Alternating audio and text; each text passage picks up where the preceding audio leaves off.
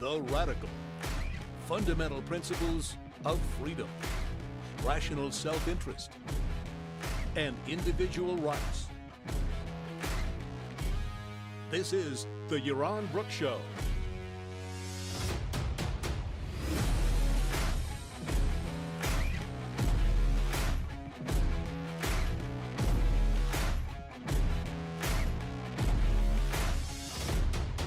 Welcome, everybody. Thanks for joining us on this, the 30th of May. God, we're almost done with this month. It's pretty amazing how time flies. I am back from Miami. I, as usual, expected to be able to do more shows than I actually was able to do, given the schedule and given how tired I was. So thanks for being patient. So we've got today and tomorrow to wrap up the month of May. I'm hoping we can meet some of our targets because we're a little behind for the month. But yes, so a lot of news to catch up on, and we'll dedicate the show today mostly to news, and we'll see how long this takes. Just quick update so we're going to talk about a bunch of stuff. We've got Gaza, a bunch of updates about the Israeli-Gaza situation. We've got a major free speech, I think, decision at the Supreme Court today.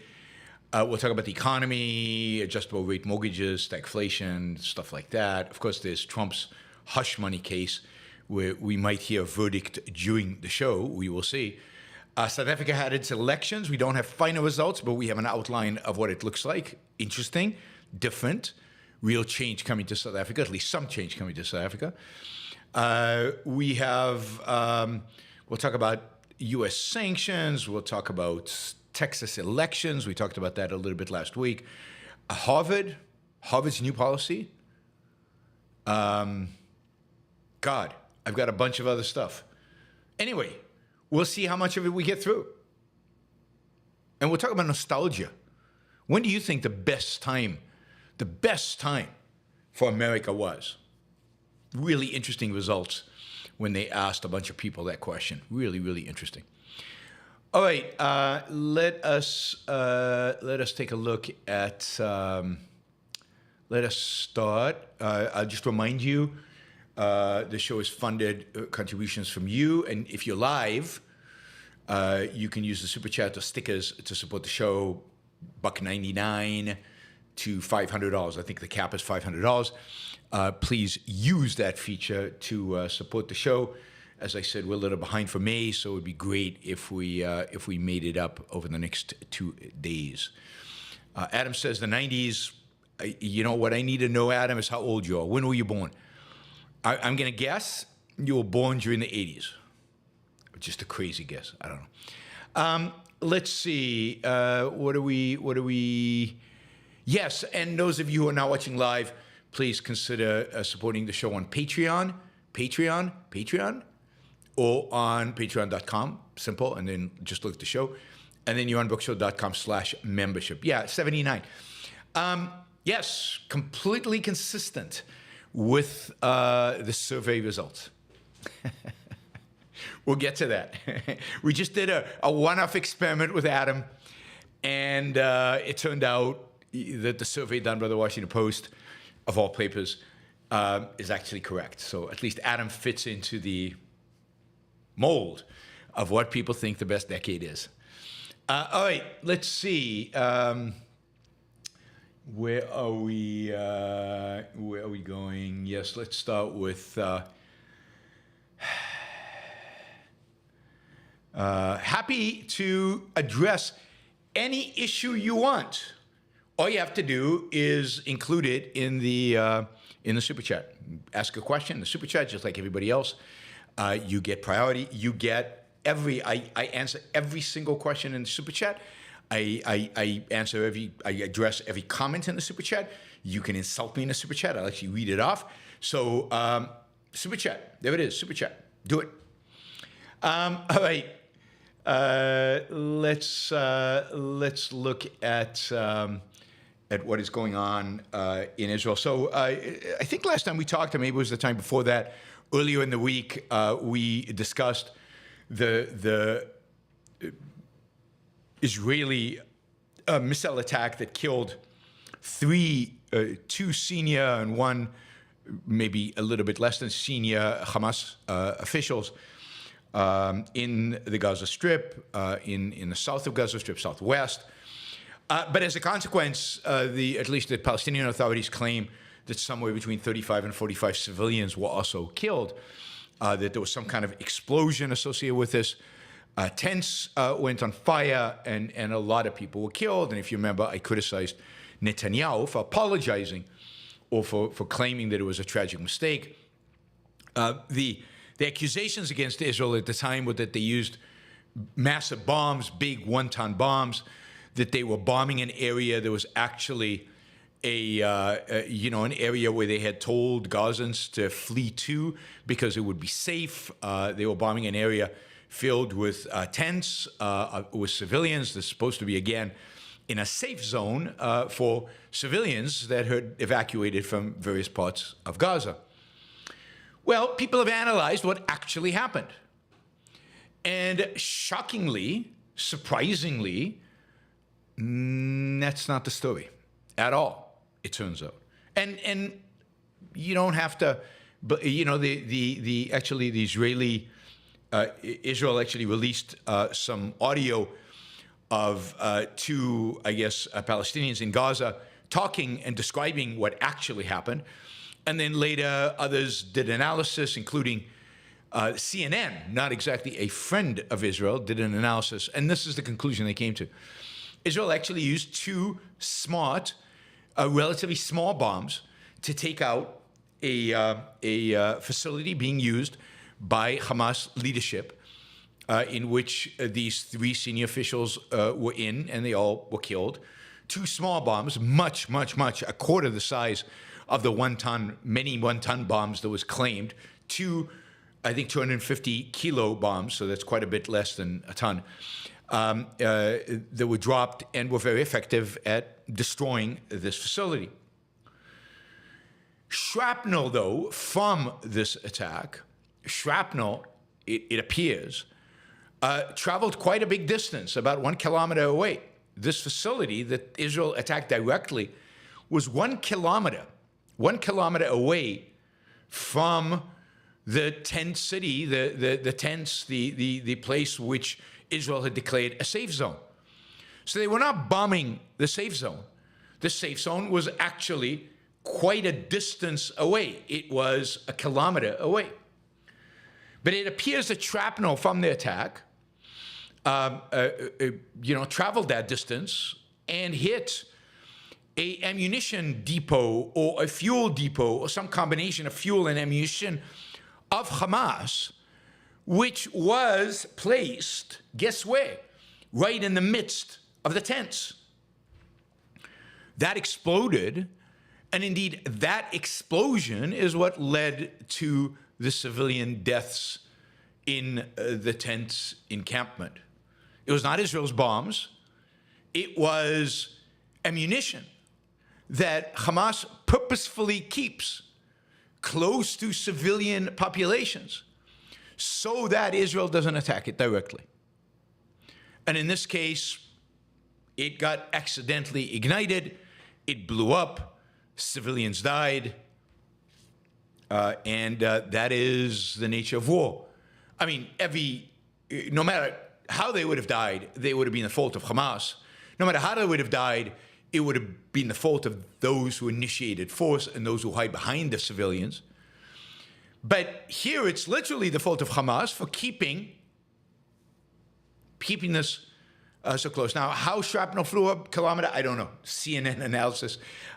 It could very well be that this facility that housed the Hamas senior people also had ammunition, and that the explosion there, the explosion from that, involved significant amounts of shrapnel, and it was a much bigger explosion than just these two smart bombs hitting a building.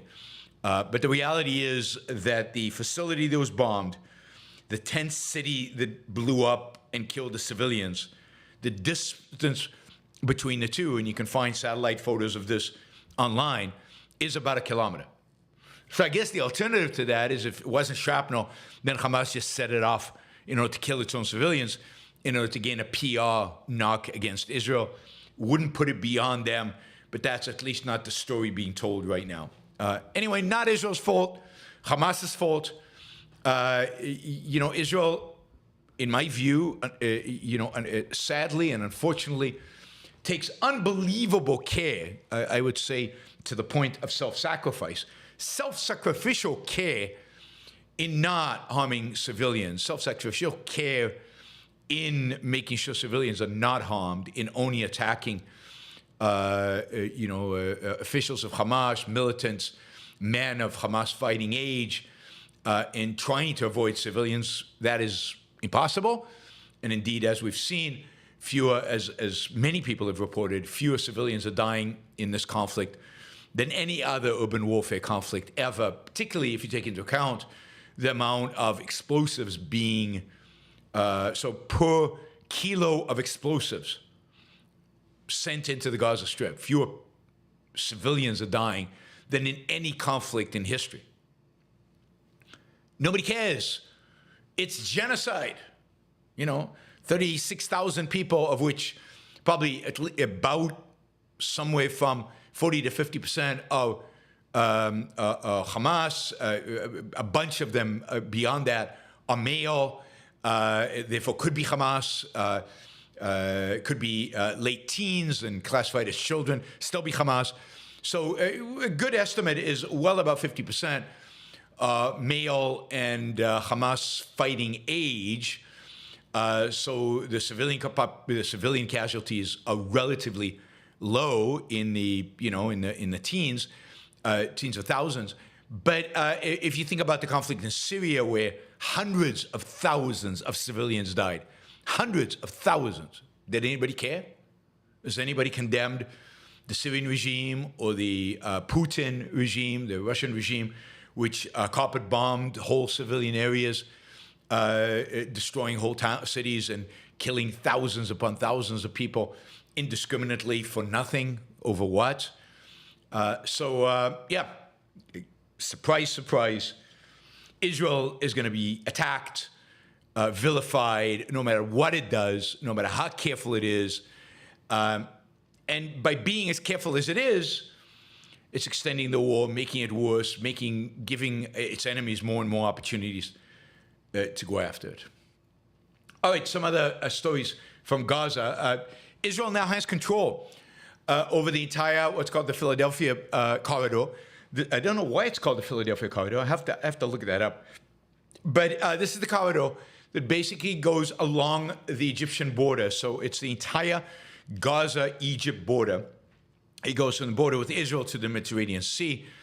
And Israel basically has control of the entire border. Of course, as it has gained control, it has found dozens of tunnels that go under the Egyptian border, tunnels that have openings in Egypt, tunnels that were used to smuggle in people and to smuggle in weapons.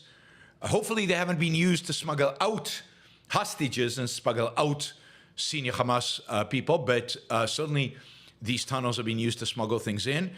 Now, maybe it is possible that Israel is making all this up, and it is possible that they are, this is just a delusion, that they're just pretending to find these tunnels, because the reality is that that Egypt is claiming that these tunnels do not exist. Egypt's official position is there are no tunnels between Israel and Egypt. So maybe I'm wrong, maybe Israel's wrong, maybe boots on the ground are wrong, maybe those videos of it's all wrong. Maybe it's all wrong. Anyway, there you go. It's Israel has control of the whole thing. I mean, I find it bewildering. Oh, let me note two things, right? One, I find it bewildering that Israel didn't do this in the first day of the war.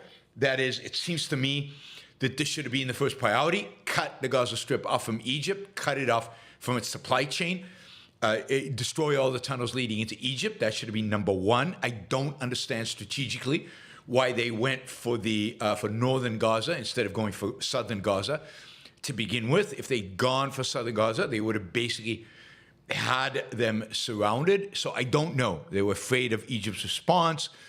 I just don't know. I don't know who in the Israeli military came up with these plans. Maybe they were convinced that all the hostages were in the north, that Sinwar and the leadership were in the north, and they could capture them quickly and get it over with, and the war would be over. I just don't know, but it seems to me, as an amateur, former Israeli military, but still an amateur, that it would have made a lot more sense to go south first. Well, at least cut them off at Gaza, then split the Gaza Strip into south and north, and then deal with whatever you have to deal. But have these clear divisions and and eliminate the option of escaping into Egypt on one hand, but also bringing weapons in from Egypt. So I just don't know. Maybe it's altruism, maybe it's incompetence. I fear, given so much of what's happened from October 7th, the day of, to now, that it might just be incompetence. It might just be bad planning. It might be that they thought they could get it over with in the north. Second point I wanted to make about this is note, and I'll keep repeating this because I think it's so important that all of us develop a real skepticism about what we hear from military experts and what we hear from defense officials, unnamed defense officials in the Pentagon or in whatever in the government.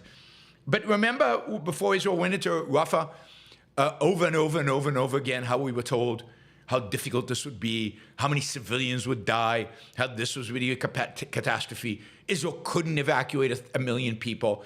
There's no way they could take the Philadelphia corridor without antagonizing the Egyptians and without killing a lot of civilians. This was impossible. This was not doable.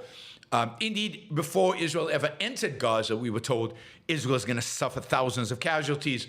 Urban warfare, they're not ready for it. They don't know what they're doing. The Israeli military is incompetent. They're so pathetic. The Americans know how to do this. Israel, if you remember, before they went into Rafah, Israel had to have these meeting after meeting after meeting after meeting after meeting with the Biden and senior defense officials to convince them that no, this plan would work. As if the Americans are what? The gold standard for military operations, really? It really is striking. And of course, on the networks, you heard the same thing. It really is striking, at least from what we are hearing on our side, right? I'm not inside. I'm not in the Pentagon. I don't know what the generals actually think. From what we're hearing, how absolutely incompetent, how little they understand, how little they know, the American military, about what happens in Gaza, how Gaza functions, and what the capabilities of the Israeli military are, what they actually are, and how pessimistic and negative, and everything's impossible, everything is not doable, everything is going to cause a crisis, everything's going to be the end of the world, that so many military experts have. So, this is American military experts. They don't know what they're talking about. I mean, I don't think it's just American, it's military experts overall. Israeli military experts were much more accurate on Israeli television in terms of their predictions about what would happen. If anything, they overestimated some of the abilities of the Israeli army to end this quickly and decisively.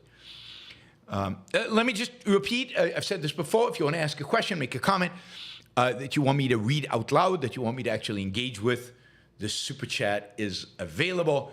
That's how people ask questions, we don't discriminate. There we answer all questions. Although the more money you put on it, the more likely it is to be answered quickly as compared to slowly, but I do answer everything. All right, talking about American incompetence. Oh my God. Have you seen this story? Do you remember the pier? The pier, which was going to solve the humanitarian problem in Gaza. They were going to deliver huge amounts of food onto this pier from boats from Cyprus, and then they were going to drive trucks onto the pier and then drive the trucks into the Gaza. And I told you that they were having problems from the beginning because the trucks would go into Gaza and then they would be raided and all the stuff would be stolen, or they would be delivered to the UN and the UN would be stuck, didn't know how to deliver it to actual people in need. And anyway, just the amount of trucks that could travel along this pier and could actually get the food off of the boats was so tiny as compared to all the land, entry points where hundreds of trucks were coming in a day to deliver humanitarian aid. It was ridiculous from the beginning, but then over the last week, this pier has basically broken apart. It basically has the equivalent of sunk. There was a storm. Now, let me just tell you something. I mean, we're talking about the Mediterranean. Now, granted, there can be waves in the Mediterranean. It's stormy in the Mediterranean, but it's the Mediterranean. It's like a big lake.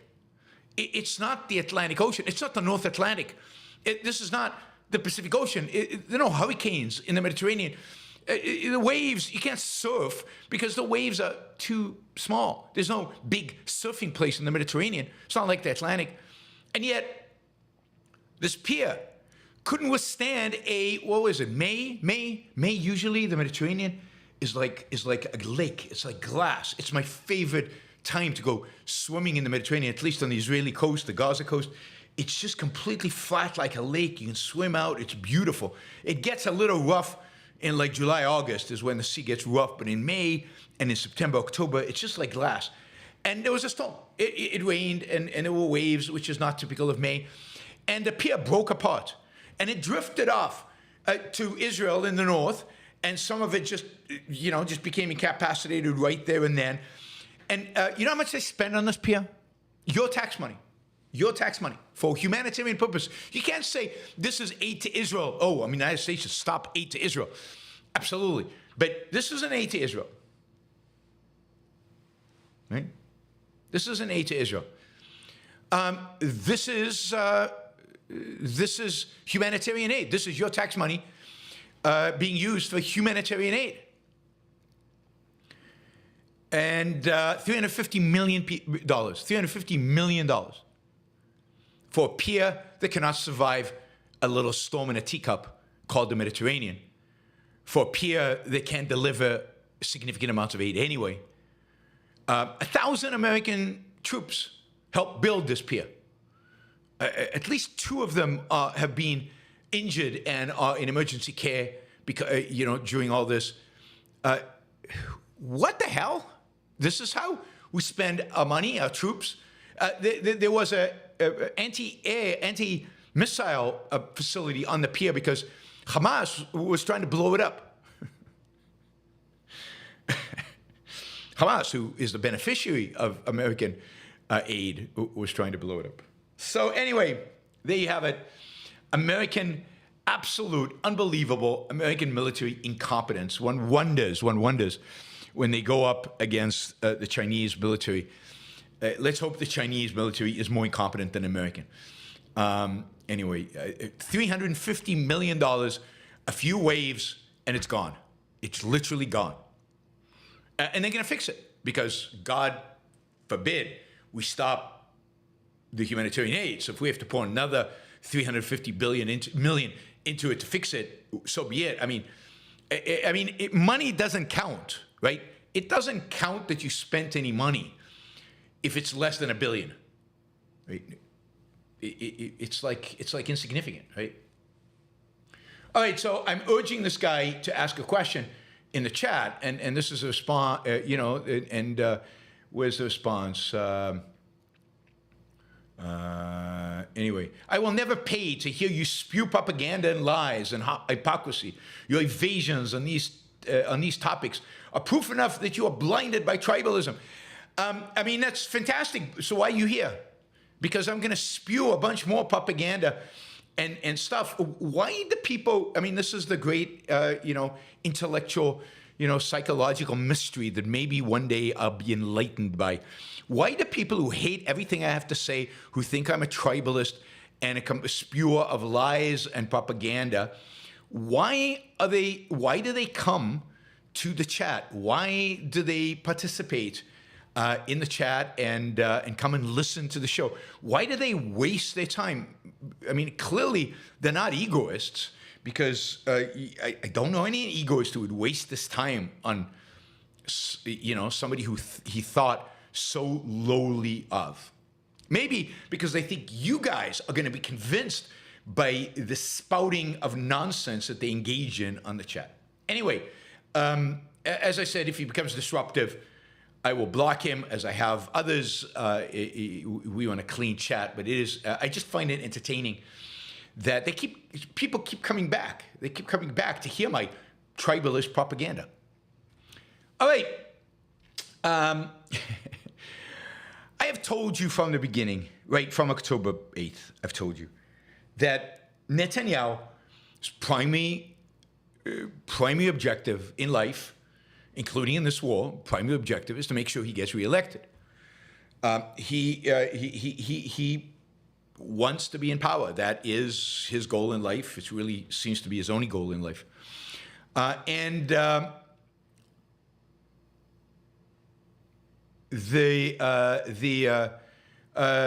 said it? A guy named Edward something. If you're interested in who said it, I don't know. I see it on my end. Maybe you guys blocked him already. Oh, he's here to know thy enemy. Oh, because he's so smart and he's so sophisticated. He wants to know the enemy. He knows what I'm going to spout is just Zionist propaganda, tribal Zionist propaganda. But he wants to know my specific spin on it, because it might be different than the Zionist propaganda that he's already accustomed to. Oh, God. All right. Anyway, I told you Netanyahu, just a power-lusting politician who wants to stay in power. Anyway, and there's an element. I also told you that the longer this war lasts, the tougher he sounds, the more the Israeli public convinces itself that it needs Netanyahu in order to survive, and it needs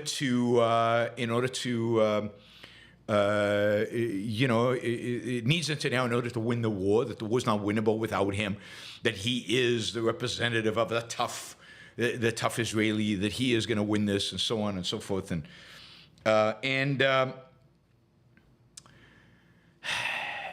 Anyway, right after October 8th, I mean, it was, if you looked at poll after poll, Netanyahu was toast. He was finished. The Israeli public had had enough of him. They wanted him out. They wanted him gone. There was by huge margins, they wanted him to resign. They would pretty much take anybody over him. But Gantz, who is kind of the number two there, the leader of the opposition party, which is now part of the government, was beat him solidly.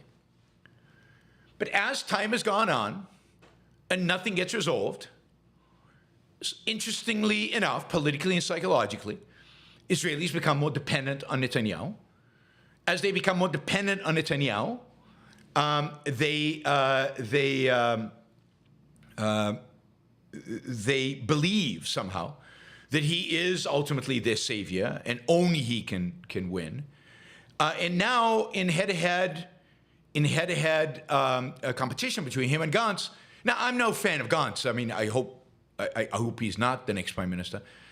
I think there are better candidates out there. Anyway, in head-to-head competition between them, Netanyahu is winning.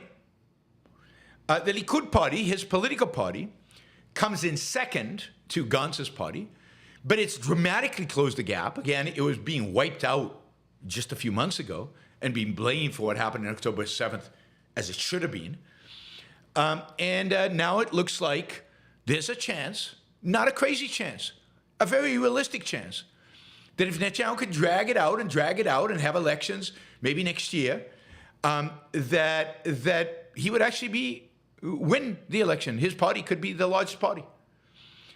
It really is stunning. Now, his right-wing coalition right now has the minority of votes, so the opposition, theoretically, if it teams up with kind of some of the left-wing groups like Labour and Meretz, which is a peacenik group, they would have a majority, but it's not clear that would hold a year from now. Now, there is another combination, a potentially new political party that might do very well and take votes from Netanyahu's party and from Gantz's party, with Bennett as part of it, and with a few other people that I think are quite impressive. That would be a political party I'd be more likely to support than any of the existing political parties. I find all the existing political parties just pathetic and ridiculous, and nobody really worthy of a vote, nobody really worthy of... But it is interesting how Netanyahu's strategy to delay, I think that's part of the strategy anyway, has panned out. I mean, the more it delays, the more popular he becomes. As hard it is to believe, because he should be blamed for the delays. He should be blamed for all the deaths among the hostages and the inability of the military to find the hostages. And of course, he should be blamed, must be blamed, for actual October 7th. I'll remind you that pretty much every one of the generals has said that as soon as this war is over, they will resign and take personal responsibility for what happened October 7th. Netanyahu refuses to take any responsibility for that. I mean, that is what great leaders are made of. Great leaders are made of. Take responsibility. Pathetic. Pathetic. All right, let's see. Final story in Israel.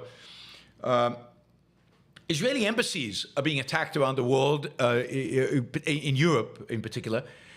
In particular, there's a major attack and a fire at the embassy in Sweden. And now the Israeli Mossad, as well as the Swedish intelligence, are both now reported that it looks like the same people are behind all the attacks across Europe against the Israeli embassies. These are organized crime groups, all funded and supported by the Iranian government. That is, in a sense, the Iranian government has hired provocateurs, agents, and funded them to go in Europe to basically attack Israeli embassies all over Europe. It kind of shows you the extent that Iran is willing to go to turn, to in a sense attack Israel, but also its reach and its network, and they run the largest terrorist network in the world, and if they want to engage it, beware. We could all be in deep trouble. And the reality is that nobody holds them accountable. The reality is that today nobody holds them accountable. The other news about Iran that has come out recently is that they are very, very close to having a bomb. Indeed, estimates right now are that they could have at least 1 to 3 bombs within a week or two. So the moment they decide, they could actually have the bomb within 2 weeks, more than one. And they could have several dozens, I think 2 dozen, within a month. Imagine how untouchable they become then. It truly looks like, it does look like, Iran will have a nuclear bomb. And neither the Americans, who have promised that Iran will never get the bomb, I mean, since the days of Clinton, Bush, Obama, Trump, Biden, they all promised they would never get the bomb. And yet here they are, on the verge of having the bomb. Of course, Netanyahu, for 20 years, has promised unequivocally that Israel would never allow the Iranians to have a bomb. They had the opportunity to take out Iran, the Iranian nuclear program, a few weeks ago when Iran attacked Israel, and they didn't do it, right? They bombed a few air defense systems, and they didn't take out the nuclear program. They had every excuse in the world to do it. Netanyahu is a world-class coward. I will not stop calling him such, because that is exactly what he is. And Israel and this government should fall, because if it doesn't take out the Iranian nuclear program, it is basically defaulted on its primary responsibility to the Israeli public. Not only did they allow October 7th to happen, default number 1, but 2, if they allow the Iranians to have a bomb, I can't think of of a greater default of any government could have. Now, what's interesting about these reports about Iran is that because of these reports, the Europeans are calling for sanctions, intensive and increased sanctions on the Iranians, and they want to make a big deal out of this in a variety of international forums. And they're going ahead and probably doing that, and the Biden administration is urging them not to, urging them to be nice to the Iranians, urging them not to upset Iran. I mean, I think the Biden administration is convinced that it is, by the way, engaged in negotiations with the Iranians in back rooms all over the Middle East, in Oman and probably in Qatar. There are significant negotiations between the Biden administration and the Iranians. And the Biden administration is convinced that if we just don't piss the Iranians off, if we just play nice with the Iranians, this is why Israel didn't strike, I think because of the Biden administration's urging, also because they expected Saudi Arabia to come and, I don't know, hug them and give them a kiss and become their best pals. But the Biden administration, I think, is trying to cut a deal with the Iranians in the back. They're trying to get a deal before the elections. They want to partially run on that deal. And that's why they're telling everybody to calm down. And probably what's happening is the Iranians are telling the Biden administration, don't worry, we're not going to turn this stuff into a nuclear bomb. You know, we just need it as a option, but we're not going to do it unless you really piss us off. And so just don't piss us off. And so, yeah, the Americans are just caving, are just accepting, right? All right, let's see. Ooh, what is this? No, I didn't want to do that. All right, yes, contemptible, absolutely contemptible. This is the American government. And again, it's not like previous American governments have bombed the nuclear facilities that the Iranians have. It's not like previous American administrations have allowed Israel to do what it needs to do in order to get rid of those nuclear facilities. Indeed, all of them held back the Israelis. So this is not new. All right, Oyvind, thank you for the sticker. You guys can do stickers. Do stickers. It's a great way to support the show without having to come up with a question to ask me. Gobbled Words, thank you. And Ryan, thank you. So those are the stickers. We're still a long way from our goal. So please consider asking questions, $20 questions, 50, 100, 250. Get us over the threshold. That would be great.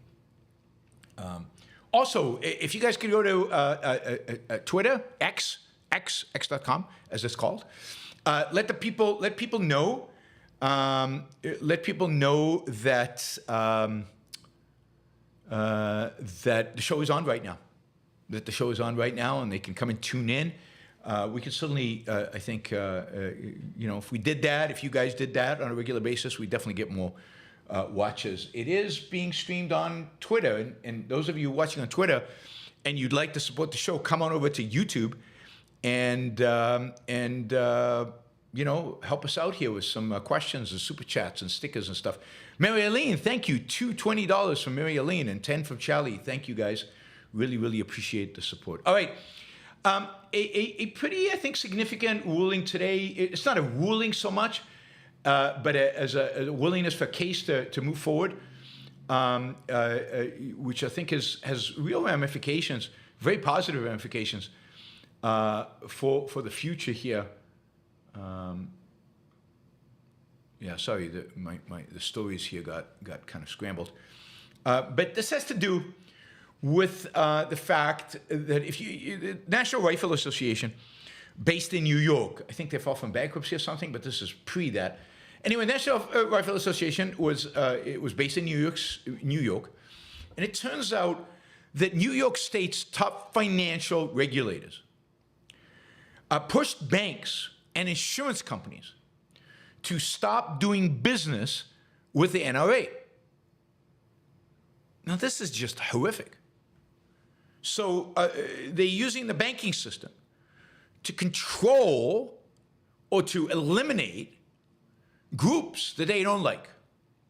Now, this type of program was initiated way back by the Obama administration, when the Obama administration had financial regulators go after banks and other financial institutions that, for example, serviced gun manufacturers or serviced payday loan makers, who the Obama administration viewed very, very negatively. The Obama administration also used this tactics against private colleges. They encouraged the different financial institutions, banks, and so on, to stop banking private colleges. Legal private colleges, not illegal. So this is a horrific type of attack against businesses, and in this case, against a nonprofit. You don't like their business, but you can't outlaw it. So what you can do is you can make it impossible for them to run their business by killing their banking services. And because banking is completely dependent on the regulators, because banking is so heavily regulated, banks have no ability to tell the regulators, no, we're going to continue banking this gun manufacturer, we're going to continue banking this whatever. Right? Now remember, these are legal businesses. Anyway, the NRA sued, and they sued that basically the New York regulator violated their First Amendment by coercing regulated entities to end their business relationship with the NRA in order to punish or suppress the group's pro-gun rights advocacy. Now it's good, but it's not just, and I say just cautiously, free speech. This is about property rights. This is about freedom. This is about, the very basic foundations of a free country. That you cannot use the regulations to shut down business. You want to shut down businesses? Pass the law. The basic foundations of a rule of law, you would think, should make this just unacceptable and just unconstitutional and wrong. Anyway, the NRA is using this free speech issue, and it went in front of the Supreme Court, and in a unanimous opinion, written by actually Judge Sonia Sotomayor, the opinion is that it is the NRA the case that the NRA is bringing forward is plausible, that it should go forward, that this was done it's plausible that this was done to punish or suppress the group's ideas, right? This is a key sentence from the decision she wrote. The critical takeaway is that the First Amendment prohibits government officials from wielding their power selectively to punish or suppress speech directly or, as alleged here, through private intermediaries. Now, that's a big deal. That's a big deal. Again, I wonder if this is the stance they will take around social media, where the social media companies are the intermediary. That'll be interesting, right? So this means that now the court can, the case will go back to, back to the lower courts, because the appellate court threw it out. So it invalidates the appellate courts throwing the case out. And now by unanimous agreement, this goes back to the lower courts. And now it's an issue of finding a fact, right? Did this really happen? Was this really suppression of speech? Both Gorsuch and Brown each authored concurring opinions. I don't know what was in it. I mean, it would be interesting, particularly Gorsuch's opinion would be interesting to see if he had a more expansive view of the evil of what was being done here that didn't just focus on free speech, but also focused on just the ridiculous level of power we have given these regulatory agencies so that they can literally stop a business from doing business with somebody the government doesn't like. It's just mind-boggling that this is happening in America. But it has been happening for over 10 years now. Over 10 years, since probably the early teens and early part of the Obama administration. All right, let's see. What else did we want to talk about? Oops. Where's my list? There it is. I found it. All right. Let's see. There we go. And this is kind of an alarming economic story that, we'll see how it plays out, but just the numbers seem to be alarming. It turns out that about 1.7 million Americans, took out adjustable rate mortgages in 2019. Most of those adjustable rate mortgages were 5-1 mortgages. If you remember, 5-1 is where you get a low rate for 5 years, and then after 5 years it starts adjusting. And there usually caps on how much it can adjust in 1 year, but it just ramps up from there to the prevailing rate, which is right now 7. So likely that the 5-1 rate was probably going for 2.5%, maybe 3 back then. And now it could ramp up over the next couple of years to 7. And suddenly people will see their mortgages skyrocketing, their mortgage payments, because the interest payment, the interest portion of that, is just going to go through the roof. And that is going to can create real problems. It could create defaults on mortgages, a situation where people cannot pay.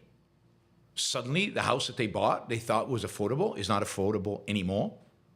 One of the reasons, if you can get a cheap 30-year mortgage, go for it every time, always. Locking in a low rate for 30 years is about as cool a financial transaction as you can have. So variable rate mortgages might appeal to you in terms of its short run, but given that you are no better than anybody else, including no better than the Fed, at predicting future interest rates, don't try to play the game by getting a variable rate mortgage. Go the safe route. Get the fixed rate so that you know exactly what you're going to pay in the long run.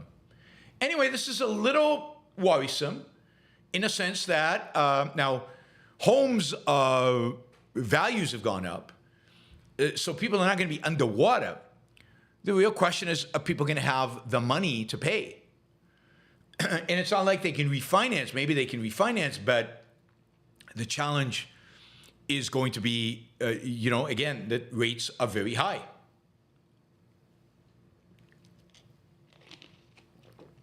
Very high, right? So it's interesting. It's interesting to watch this now, right? It's interesting to watch this now and to see how risky this is and what kind of impact it has on the U.S. economy, what kind of has, whether we start seeing defaults. If we see defaults, who is holding these mortgages? So who actually will suffer from these defaults? But there's a real mortgage problem brewing out there. I think the bigger mortgage problem, and the bigger, mortgages are sold and they're repackaged. It turns out the commercial mortgages in commercial buildings are also sold and repackaged. And it looks like we're starting to see the first defaults on commercial mortgage, AAA, most highly rated AAA commercial mortgages. We're starting to see defaults on the securities, on the underlying assets that these securities are based on.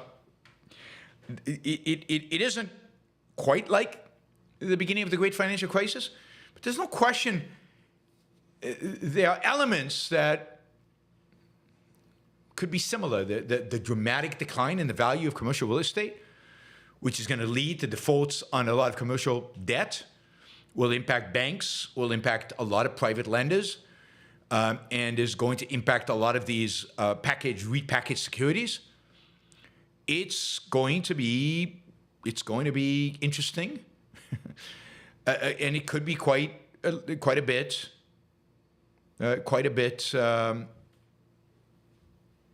scary, I think, in terms of what happens to the economy as we move forward. Somebody who seems to be concerned about what is going on in our economy, and primarily the levels of debt that the government has and commercial real estate and everything else, is Jamie Dimon. And of course, Jamie Dimon should know he is the CEO of the largest bank in the United States, JP Morgan Chase. And Dimon is very concerned about the extraordinary government spending, the high levels of debt, the persistence of inflation and the potential for inflation to actually increase. He is, I wouldn't say predicting, but it does seem like he's talking about, in a sense, getting us ready for the possibility of significantly higher inflation and increasing unemployment. Jamie Dimon seems to be suggesting that what's in our future, our short to intermediate future, is stagflation. Inflation higher than we typically have, like we do now, or maybe even higher, and real stagnation. Economic growth that is basically flat, or slightly up or slightly down, but basically flat. And I think there are more and more of these warning signs out there that suggest that this is definitely a possibility.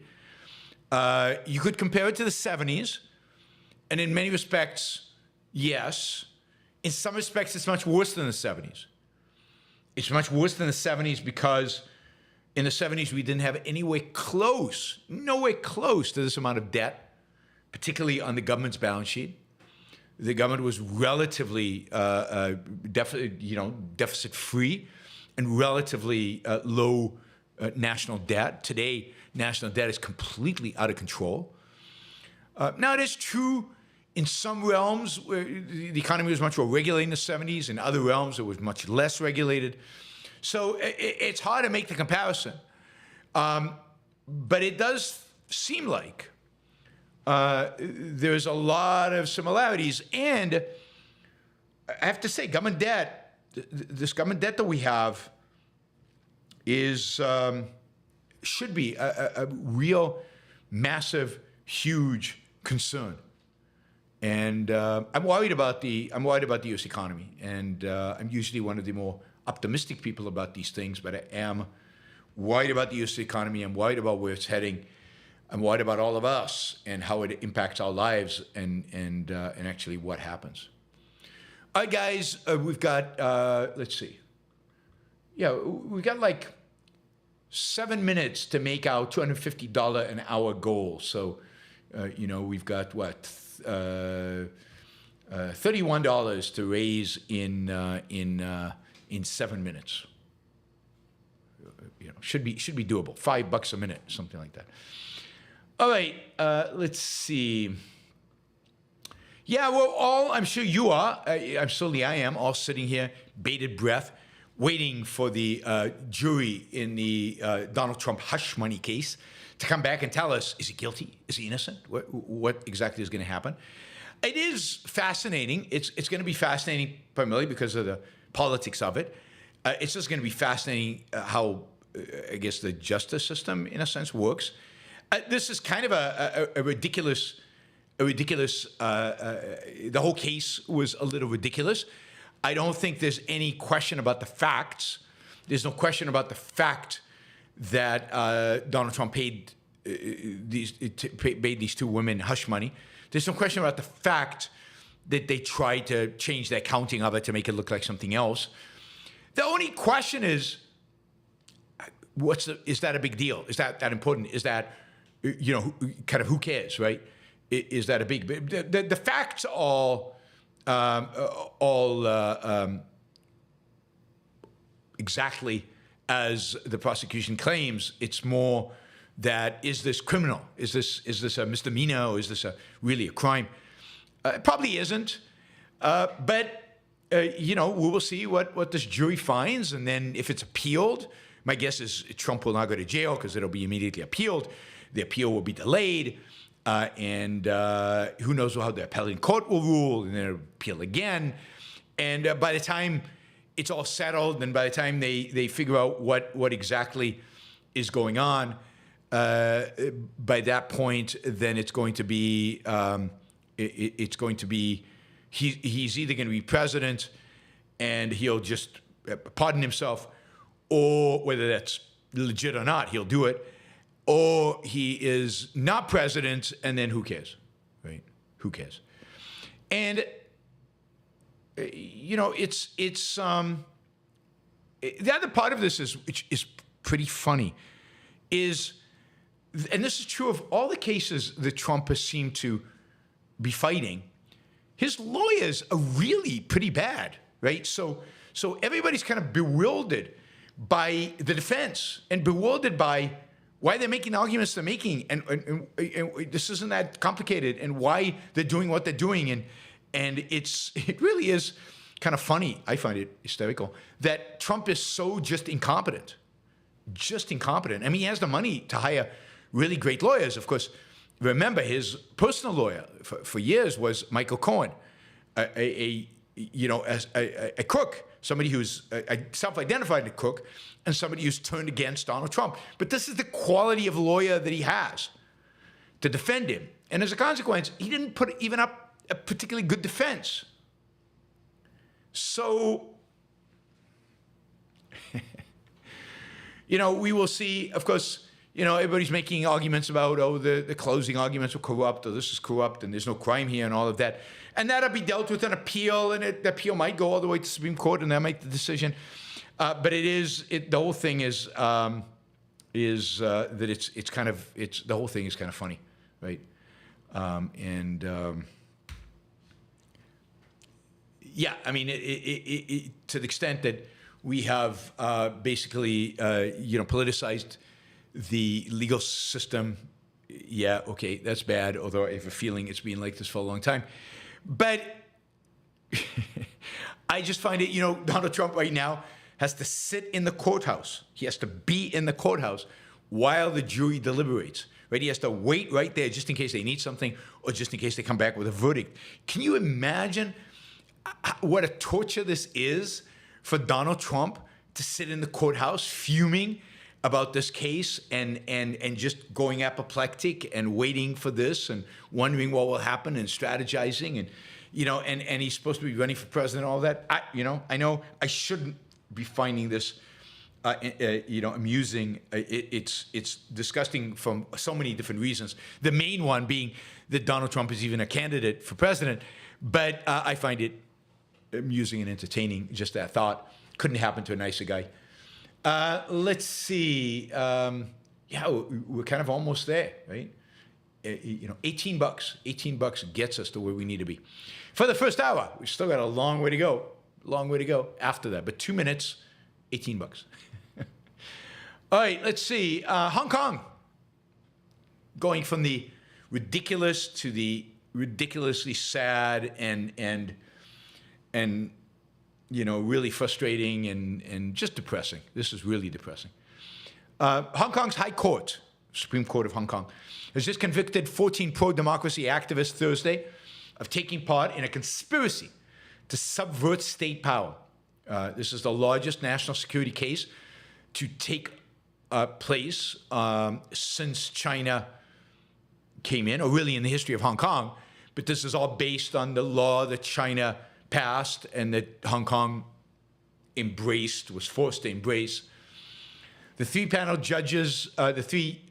panel that was appointed by the government controlled by Beijing,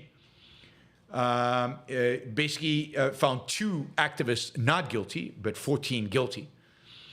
All these activists are taking part in what they're calling an unauthorized primary election in violation of the national security law the Chinese government imposed in 2019. This was the law that there were big demonstrations about. This is the law that the Chinese, the Hong Kong citizens tried to prevent from being imposed on Hong Kong. This is why there were the demonstrations and everything. And of course,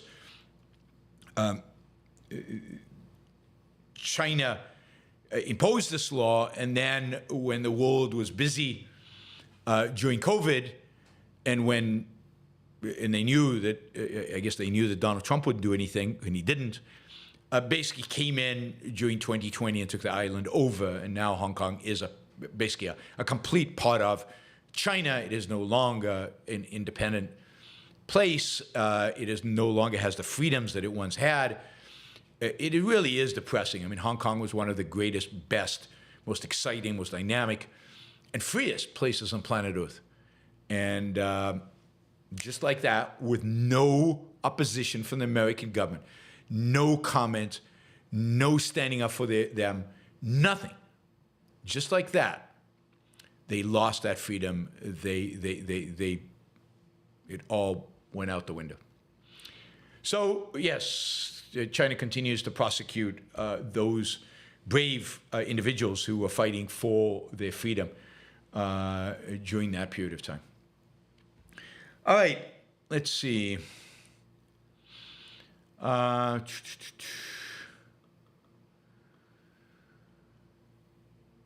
right, South Africa. South Africa held an election yesterday. It was a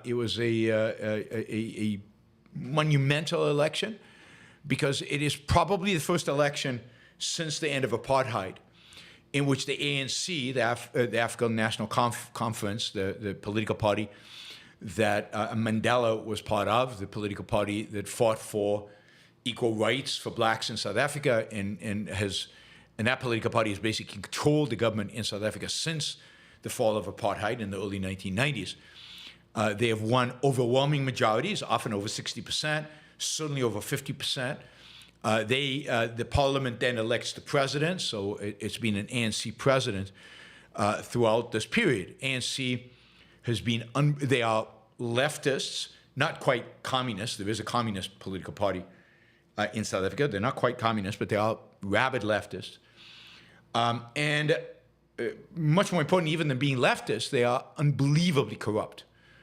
And they're basically on their way to completely annihilating and destroying the South African economy with their corruption, with their regulations, with their taxes, with everything else. They are crushing, just crushing, and have crushed an economy that has immense potential, incredible natural resources in South Africa, at least a segment of the population that's highly educated, a large workforce, and yet unemployment is huge, and the economy is just, it's awful, awful, awful, awful.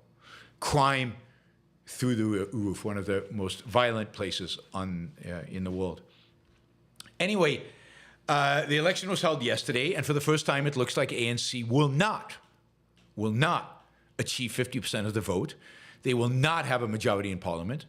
If they want to maintain their position as the governing political party, they will have to form a coalition with one of the other political parties.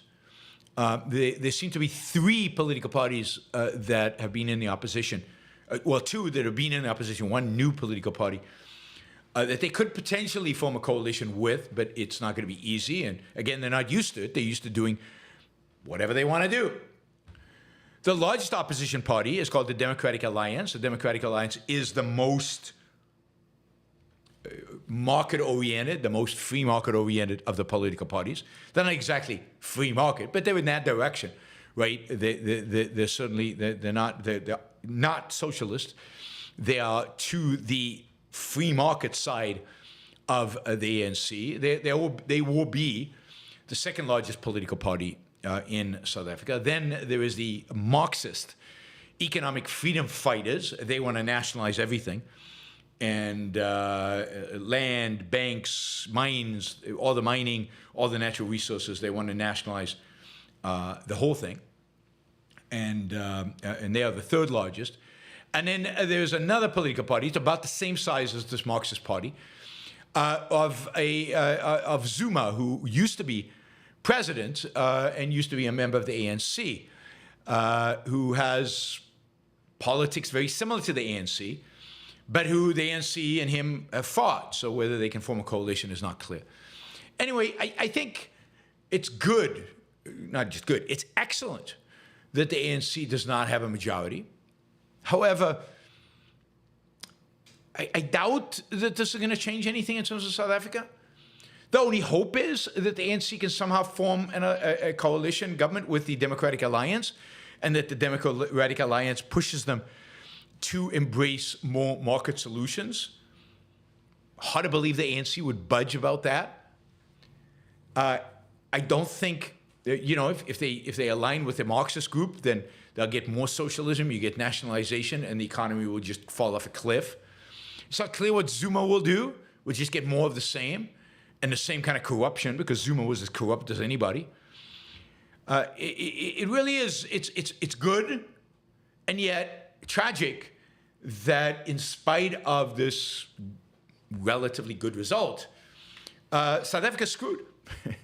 South Africa is screwed in the sense that it continues to have this just terrible political regime, these terrible ideas, and will continue to be poor. It will continue to be a poor country. And there's no reason for it. There really isn't reason for it. The talent, the skill, the ability, the size, the influence they have in the rest of Africa, they could be the most dominant economy in all of Africa if only they embraced even a little bit of sanity, right? I'm not talking about laissez-faire capitalism here. I'm just talking about just let markets. Don't regulate everything to death. Don't tax everything to death. Don't try to destroy your most productive, some of the most productive people in your economy, whether they're white or black. All right, you remember we talked about a story the other day about Texas, where there were these primaries within the Republican Party, and that the Governor Abbott, was fielding his own group of candidates against other Republicans, primarily because he wanted, he wants to pass education saving accounts, school choice, and he was fielding candidates all over rural Texas. Rural Texas Republicans had voted against school choice over and over and over again. They had teamed up with the Democrats basically to stop school choice and to stop the education saving accounts. So he fielded his own candidates in many of these rural communities in order to try to overturn that, and it looks like he succeeded.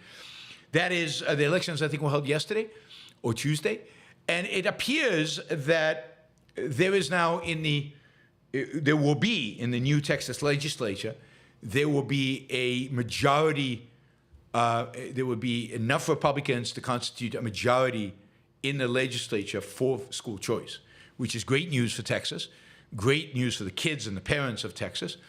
I'm curious to see what kind of school choice program they put together. Right? But hopefully it's a good one.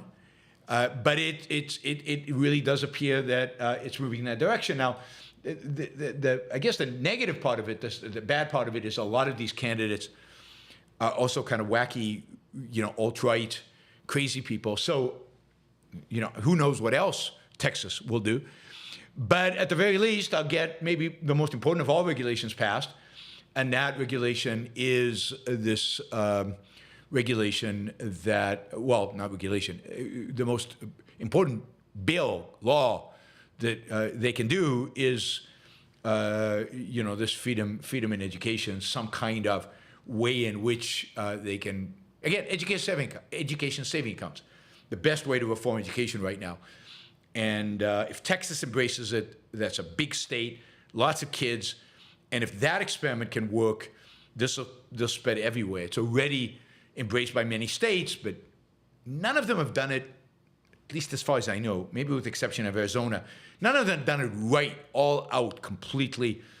It's going to be interesting to see if over the years these education saving accounts work the way I would like them to work, or I would expect them to work based on principles of economics and incentives.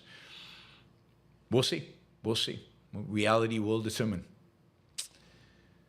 All right. Let's see. That is that story. Let's see. Oh, Harvard. Good news out of Harvard. Can you imagine? There's a shocker. Good news out of Harvard.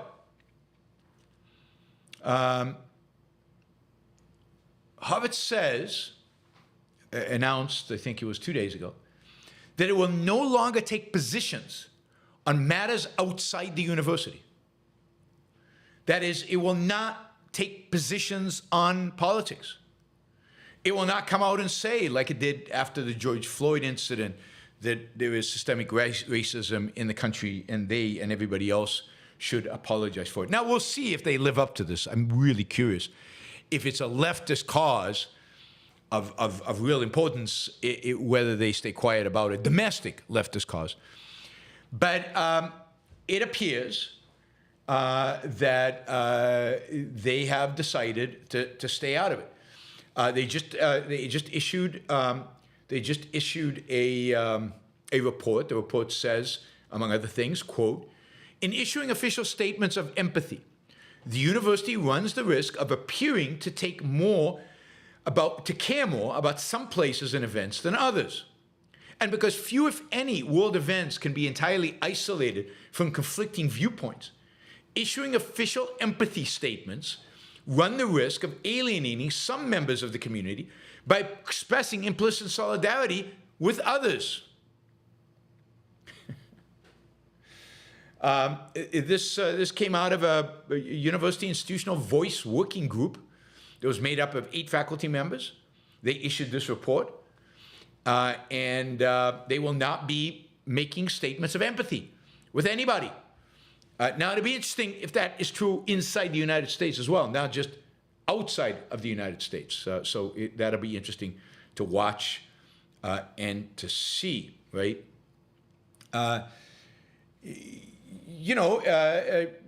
This wasn't, this isn't exactly institutional neutrality. So this is what, one of the members, I guess, said about this. This is Noah Feldman, a Harvard law professor and a co-chair of the committee. He says, "As an institution with values, we have a responsibility to promote our core functions as an educational institution and defend ourselves against forces that seek to undermine our academic values. In that sense, we aren't neutral, and we can't be. But basically, Harvard as an institution will not make these statements." Now, it didn't fully embrace what's called the institutional neutrality position, which is University of Chicago position, in which a university commits to staying out of political and social matters. Stanford has adopted that policy, and so has, I guess, Northwestern University, that they have adopted the institutional neutrality position, which is a better position than even Harvard. But this is a big deal for Harvard. And given that it is Harvard, this probably means you're going to see other universities adopting similar positions. I think the institutional neutrality position of Chicago is going to become more popular. This position of not making comments of empathy is going to be embraced by other universities. Again, this is American cultural elite stepping away from the woke abyss. This is American cultural elite recognizing, not without somebody putting a monetary gun to their forehead, they have, like their donors have forced them into doing this. But this is the American cultural elite recognizing that, they're going to be, that they can't continue to be as woke as they have been. And this is stepping back from the woke abyss. So whether we've already achieved peak woke or not, how much of woke is going to be institutionalized into our future, I do think peak woke is being achieved. It has done damage to American psyche, American institutions, and the American future. But I think that the most insane elements within it, the craziest elements within it, have now been somewhat subdued. And now the question is, what is the next nutty thing that both the left and the right are going to come up with to provide content for the Yaron Brook Show? I'm sure they'll come up with something. I'm really not worried. But it is pretty clear that these institutions, and corporations and universities and other institutions are slowly but systematically turning their back, and municipalities and the electorate, and we saw the DA election in Portland. We're seeing over and over and over again that the people who are advocating for all out woke are being defeated, are being pushed back, are being rejected, even by institutions like Harvard. So I'm sure there are a lot of professors who are very upset by this announcement. They recognize it for what it is, which is walking back from the role an institution like Harvard had in the whole social justice movement and the whole woke movement, in a sense, a leadership position in that. And I'm sure there are a lot of professors that are very unhappy about this, but this is great. This is really, really good news. And I hope many others, many other universities embrace this position. All right, let's see. What do we want to do here? That is that story, this story. Okay, a couple more stories, or one or two more stories, and then we'll do. I want to go to the nostalgia one. Yeah, let's do Biden. So Biden announced yesterday that he is releasing 1 million barrels of gasoline from the Northeast gasoline supply reserves in a, should we say, desperate effort to lower prices at the pumps where folks need it the most. Of course, this is an effort to buy votes by lowering the cost of gas before the big summer driving season. This is a president who is in real dire straits, primarily because of inflation, who appears to be losing to Donald Trump. This is also a guy who, of course, ran on a pledge, quote, no more subsidies for the fossil fuel industry, no more drilling on federal lands, no more drilling, including offshore, no ability for the oil industry to continue to drill, period. And yet we've seen more drilling for oil. United States has achieved,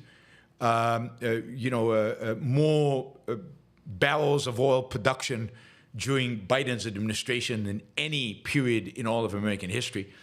So drill, baby, drill has been, imagine what they could have done if they had the drill, baby, drill mentality or the drill, baby, drill capabilities.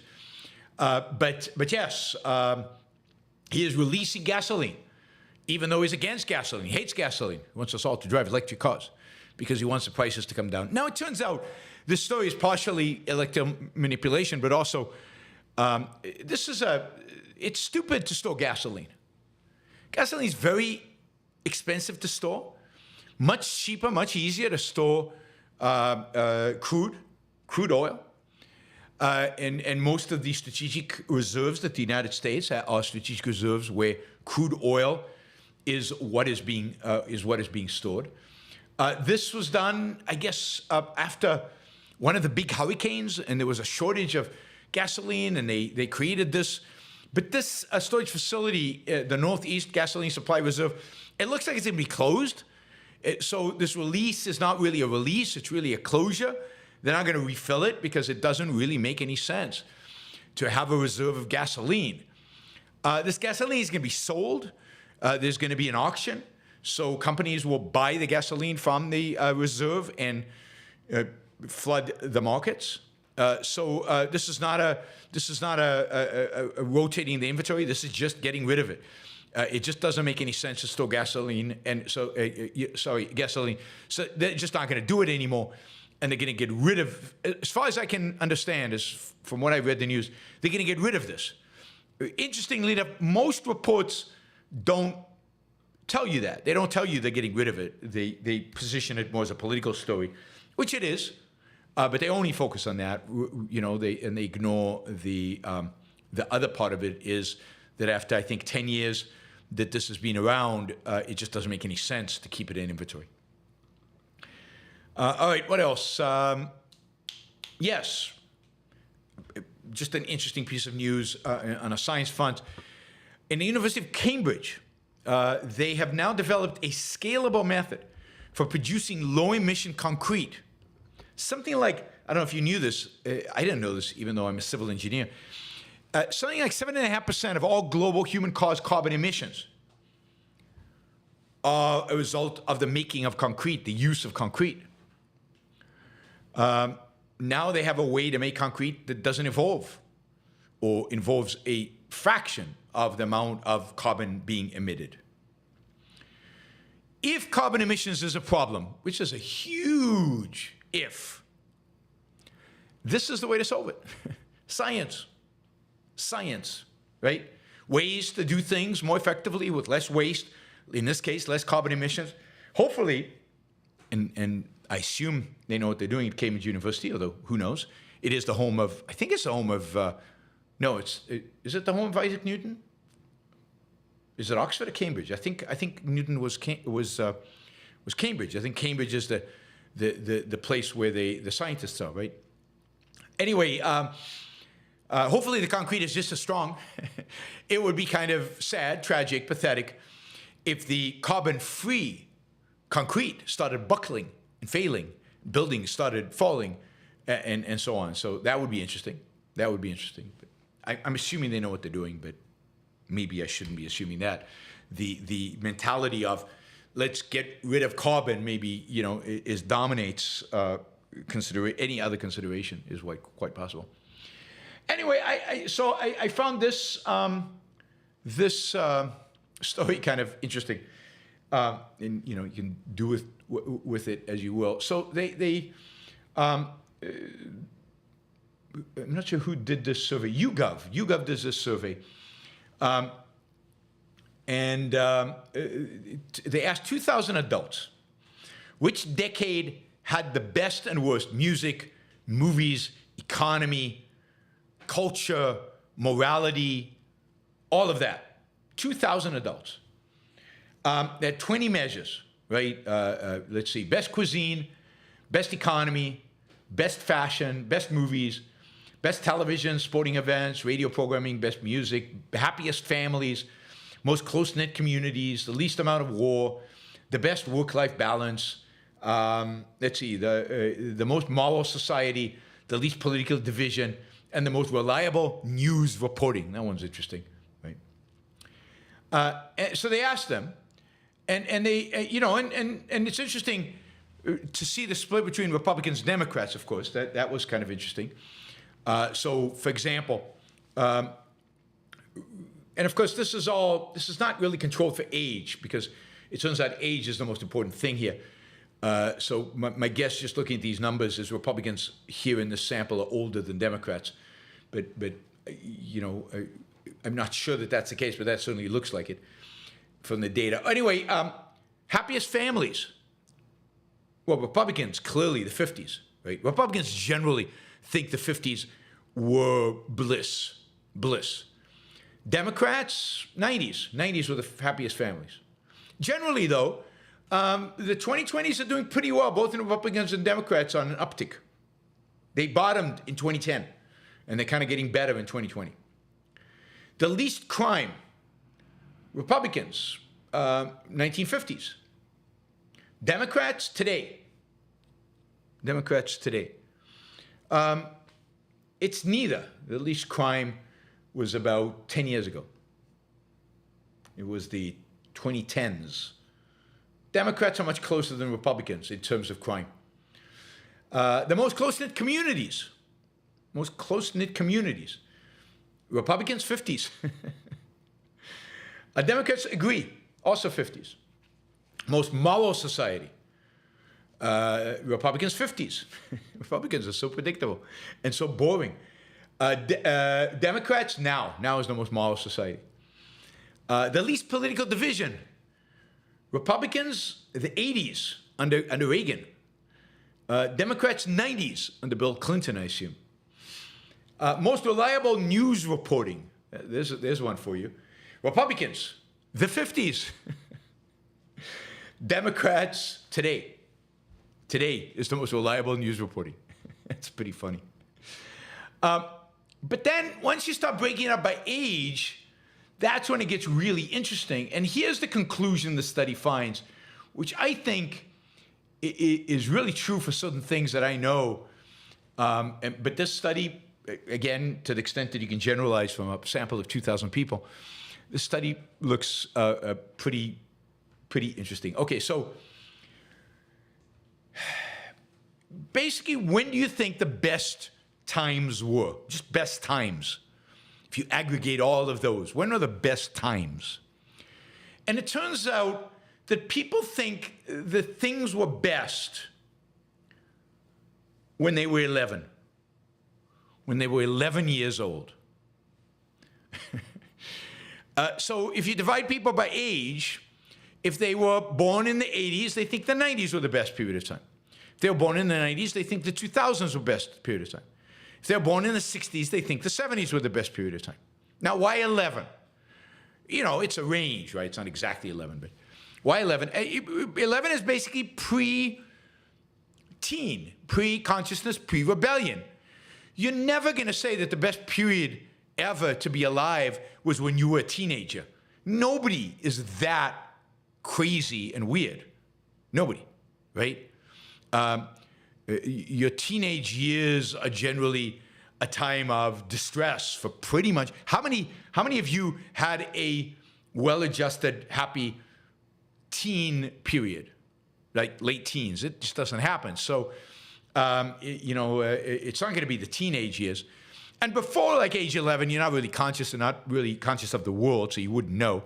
So 11 is just about right. It's before you discover all the, before you start thinking for yourself. If you look at when do you think the most close-knit community was? That's probably around when you're 6. The most moral society is about when you're 10, 11. The least political division, mid-teens. Happiest families, definitely around 10, age 10. After that, it's all downhill. I find this so funny. The most reliable news reporting. When I was 9, the media reported perfectly when I was 9. That was 1970. The media was brilliant back then. The most reliable news, the best music, this one I'm passionate about, right? The best music is not when you're 11. When do you think the best music is? The best music is when you're 15, 16, 17, 18. It's your late teens. That's when the music really hits you. So absolutely, the best popular music ever was in the mid to late 1970s. And those are my teen years. And here, it's very steep. So this one, everybody basically agrees it's there. It's the best music was in our teen years. That one has a very steep curve. All of these look a little bit like normal distributions. Best radio is quite steep. Best fashion is late teens also. Let's see, best economy, generally starting age 11 and on. It's kind of flat top. So best movies when you're in your teenage years, primarily later teens. Best television, early teens. Who watches television? Best sporting events, late teens. So that basically is what determines how people think about the best of. and think for yourself about what you're nostalgic for what age, for what period. But I have to admit, I'm not nostalgic for the 70s, except maybe music. Not nostalgic at all for the 70s, which would be, if you ask me what was the best decade, I don't know. Economically, it's probably in the 90s. From the perspective of quality standard of living, right now. From the perspective of politics, it's never been good. But yeah, I don't know. Maybe the 80s, 90s. It's never been good. Oh, of course, from the perspective of politics, maybe it's 100 years ago. I don't think they have that on the scale 100 years back. I'm not, nobody's nostalgic for 100 years ago. They do have negative numbers. So you can't say that the best music was in the 1950s, even you were born in the 1970s. That is a possibility. But that doesn't compute. That's not what a significant number of people say. Significant number of people generally think the best music was when they were teenagers. I don't know what value that story has to your life. I just know it's kind of interesting, and that's basically it. I found it interesting. All right. Thank you, guys. Really appreciate all the you sticking with us through all of that. All right, let's get down to business. We've got a lot of questions. We've got some good questions, but we're still lagging a little bit. So I do want to make one more pitch for getting us to the goal, which is $750 for a 3-hour show. I don't know if we'll get to 3 hours, but we're definitely going to go beyond 2 hours because we've got a lot of questions here, and both in the above $20 and in below $20 categories. But I do want to make a pitch. I want to make an ask for us actually to exceed the goal today and tomorrow. I've got a number of what I kind of need to bring in every month on the Super Chat. This month has been a little challenging, partially because we switched format, so I don't do shows on the weekend. But I've also traveled during the week, 2 trips to Miami, one in early May and one this week, which have reduced the number of shows I've done as a consequence. So we're a little short in terms of where we need to be. And I've calculated to get our target, we need about $800 today and $800 tomorrow. So I don't know if that's possible. I leave it up to you. You guys make that decision. So whatever support you can provide is greatly, greatly appreciated. June 1 is Saturday. And let me remind you, and this might encourage you to do some membership gifting, because on Saturday, we're going to have a members-only show. And the members-only show on Saturday is going to be basically female sculptures, and with an emphasis on female nudes, because I believe nudes is really, most sculpture should be nude sculpture. We'll see some exceptions to that, but most sculpture should be nude, both male and female. But we're going to do females. I've got some unbelievably beautiful sculptures to show you and talk about, but primarily show you, because some of them, there's just nothing more to say other than, wow, it's beautiful. But we'll talk about it, and we'll talk about the history of it. It turns out that there are not that many female nudes in the history of sculpture. Lots of male nudes, not that many female nudes. Greece, they didn't sculpt females until fairly late.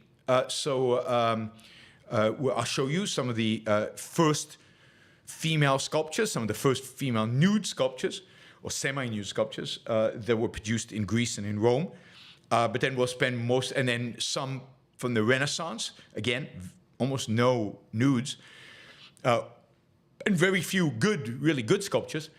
And then we'll talk about, I think, what the 18th century, but the dominant century for female nude sculpture is the 19th century, and there it's stunning. It's stunningly beautiful. It's sensual.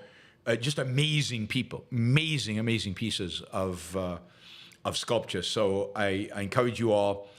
I encourage you all to join us on Saturday. Now you can become a member for like $4.99 right now. Just go to the membership thing and just sign up as a member, $4.99, and you will be able to access live on Saturday or not live after the fact. Remember, the membership goes into the membership section, and only members can watch it even after the fact. Sometimes I make it public for like 24 hours, 48 hours for those who are particularly motivated to see it. But if you are interested in seeing the sculptures, and they are, I'm telling you, quite beautiful, and it's quite interesting to see kind of the evolution of them, then please become a member. And if you would like to see more people watch this, you could gift memberships. So on the dollar where you do the super chat, you can also gift. Memberships. So please consider gifting memberships to people. So we have a big group, a big group on Saturday, and that a lot. There we go. Andrew just gifted one membership. It went to nobody. Literally, it went to nobody. Nobody. Where are you? Nobody. Say thank you to Andrew because you just got gifted a membership. It's completely random. You can't control who gets the gift. So it might go to somebody who you don't like, but that is the price of YouTube making gifting memberships possible. But it is a pretty cool tool. You can gift one membership, you can gift 5, you can gift more. And I don't have a way to figure out to add those numbers to the super chat numbers. I don't know how to calibrate. Probably, so I don't know how big of an impact that has on the total raised on the show. I know somebody was asking earlier. Let me just see. I want to remind you that we have two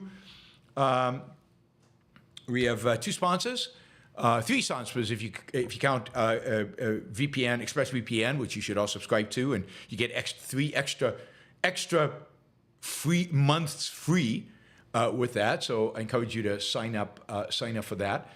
And I get a few dollars for every time somebody subscribes to that. But also, the Ayn Rand Institute is a sponsor. And the Ayn Rand Institute is, they're still taking registrations for the Ayn Rand Institute for, for in-person passes, for being there in person. That will close today. So today is your last day to register. I know somebody who came to my Miami talk said that he planned to register for OCON. Well, you got to do it today because it's going to be closed, right? And this is the last day to get a 10% discount. The discount code is 24YBS10. 24, number 24YBS10. And you can get a 10% discount. I encourage everybody to come to OCON. You can try to beat me at poker. You can also just hang out, and you can hear some amazing lectures by some of the best thinkers in objectivism, from Onkar Ghate to Tara Smith and Greg Salmieri and many, many others. It's just going to be a fun conference. So I encourage you to join us and participate. Again, today is the last day you can use the Yaron Brook discount, Yaron Brook show discount in order to sign up for OCON. It would be great if there was a rush of people that did that. All right, let's see. What else did I want to do? I wanted to, yes. I think I want to remind you, Alex Epstein is also a sponsor of the show. AlexEpstein.substack.com. Alex is, of course, the leading thinker on all things fossil fuel, all things climate change, all things carbon, global warming, climate change. You can get his talking points, which is great because it basically gives you, here's the thing in the news. Here's the right response. Here's the right way to think about it. And you can also get the Alex AI. Alex AI. I've been, anyway. So we will get a Yaron AI, and maybe a Yaron clone. I am working on a Yaron clone. That is a video representation of me, including my voice, that is driven by AI. So it could be actually much sooner than I expected that we will do a show where it's not even me. We will have the clone answering all your questions. And then every show, we will have like a little lottery to see who can identify the real Yaron and who can identify the AI Yaron. So we will see who is who. This is going to be cool. All right. I'm looking forward to that day. I'm working on it. It's going to happen. we have a lot of questions, and we're almost at the goal. We're almost at the 750 goal. It would be nice if we exceeded that goal. As I said, that would be greatly, greatly appreciated. Oh, I forgot to say, if you are not here live, then please consider making a contribution on Patreon or on PayPal. Now that we start a new month, the new month is starting, it'll be great to get your support. It'll be great to have you part of the Yaron Brook show family of supporters as we grow the show into the future. As you know, I just finished my second course for the Peterson Academy. I think it was another success. I'm excited by it. I'm looking forward to seeing them both published. I think the Peterson Academy is going to do a soft launch tomorrow or Saturday. Anyway, soon, very soon, with like 10 courses. None of them are going to be mine. And then my courses are there's a long backlog. I expect my courses will be put on the platform by the end of the year, both of them, hopefully. But I also am excited about this because I think this will bring me and what I have to say about issues around capitalism and about finance to a much broader audience, an audience that probably is not exposed to me. So that'll be up, and I'm hoping to do a lot more courses for the Peterson Academy. That is, it would be great if I was one of their regular teachers, and we got a lot of content, a lot of ideas, a lot of the things that I believe in on a lot of different topics out to that audience. So I think that would be exciting and really super interesting. And to really bring a new audience. Maybe that's the path to the big exponential growth. I don't know that it is. I don't know if that'll be successful, but you got to try a variety of different things. So we are doing that as well. Let's see, what else? It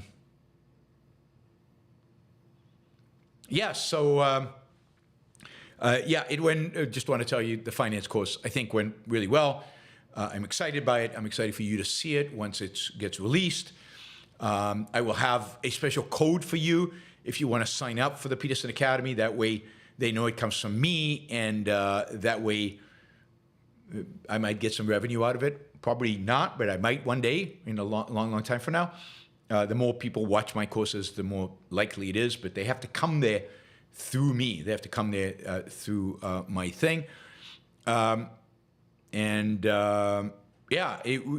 real challenge is going to be, of course, I'm saying things, particularly in the capitalism talk, that clearly the Petersons themselves do not agree with and do not believe in. So the real question is going to be, to what extent this is tolerated, to what extent this is acceptable. The idea is to create a platform with all kinds of point of views, coming at it from a variety of point of views. So I'm hoping that they are open to it and promote it. But we are not on the same side of many issues. On all the important issues, we're not on the same side, and it will be interesting to see how that is received by the Peterson audience. All right. But I have to say that the people, whoops, I didn't mean to do that. The people who are producing this, the producers at the thing, they were great, and everything's gone really, really well. And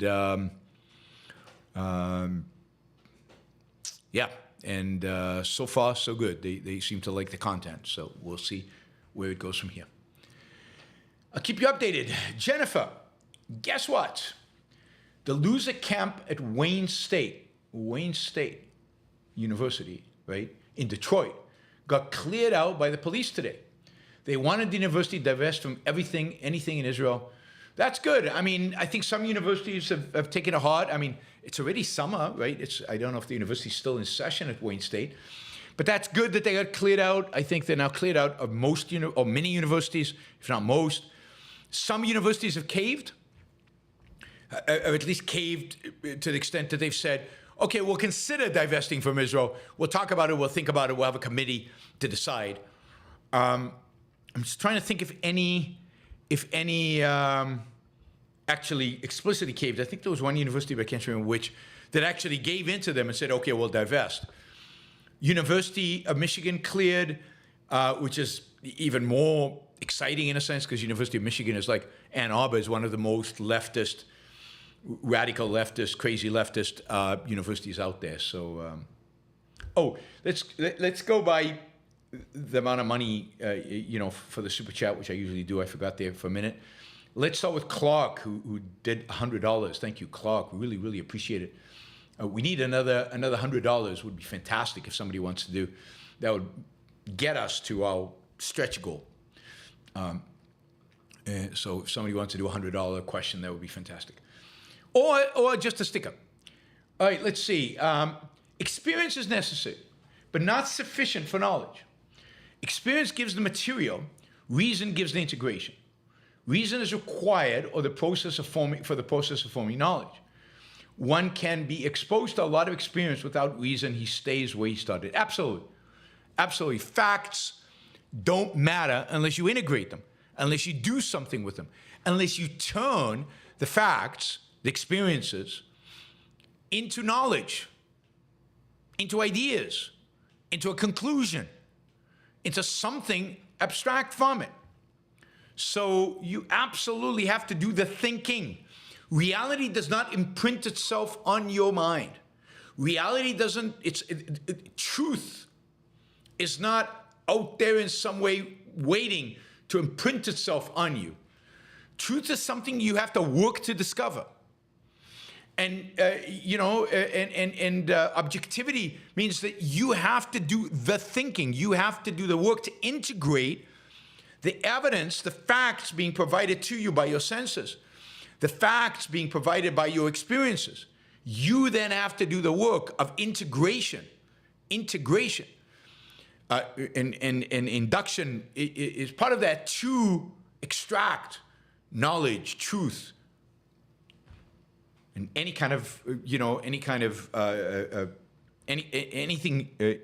that is usable for you as a human being. Our minds are not passive receptors of knowledge. In order to turn, again, experience, facts into knowledge, sensations, sense data into knowledge, integration has to happen. Work has to be done.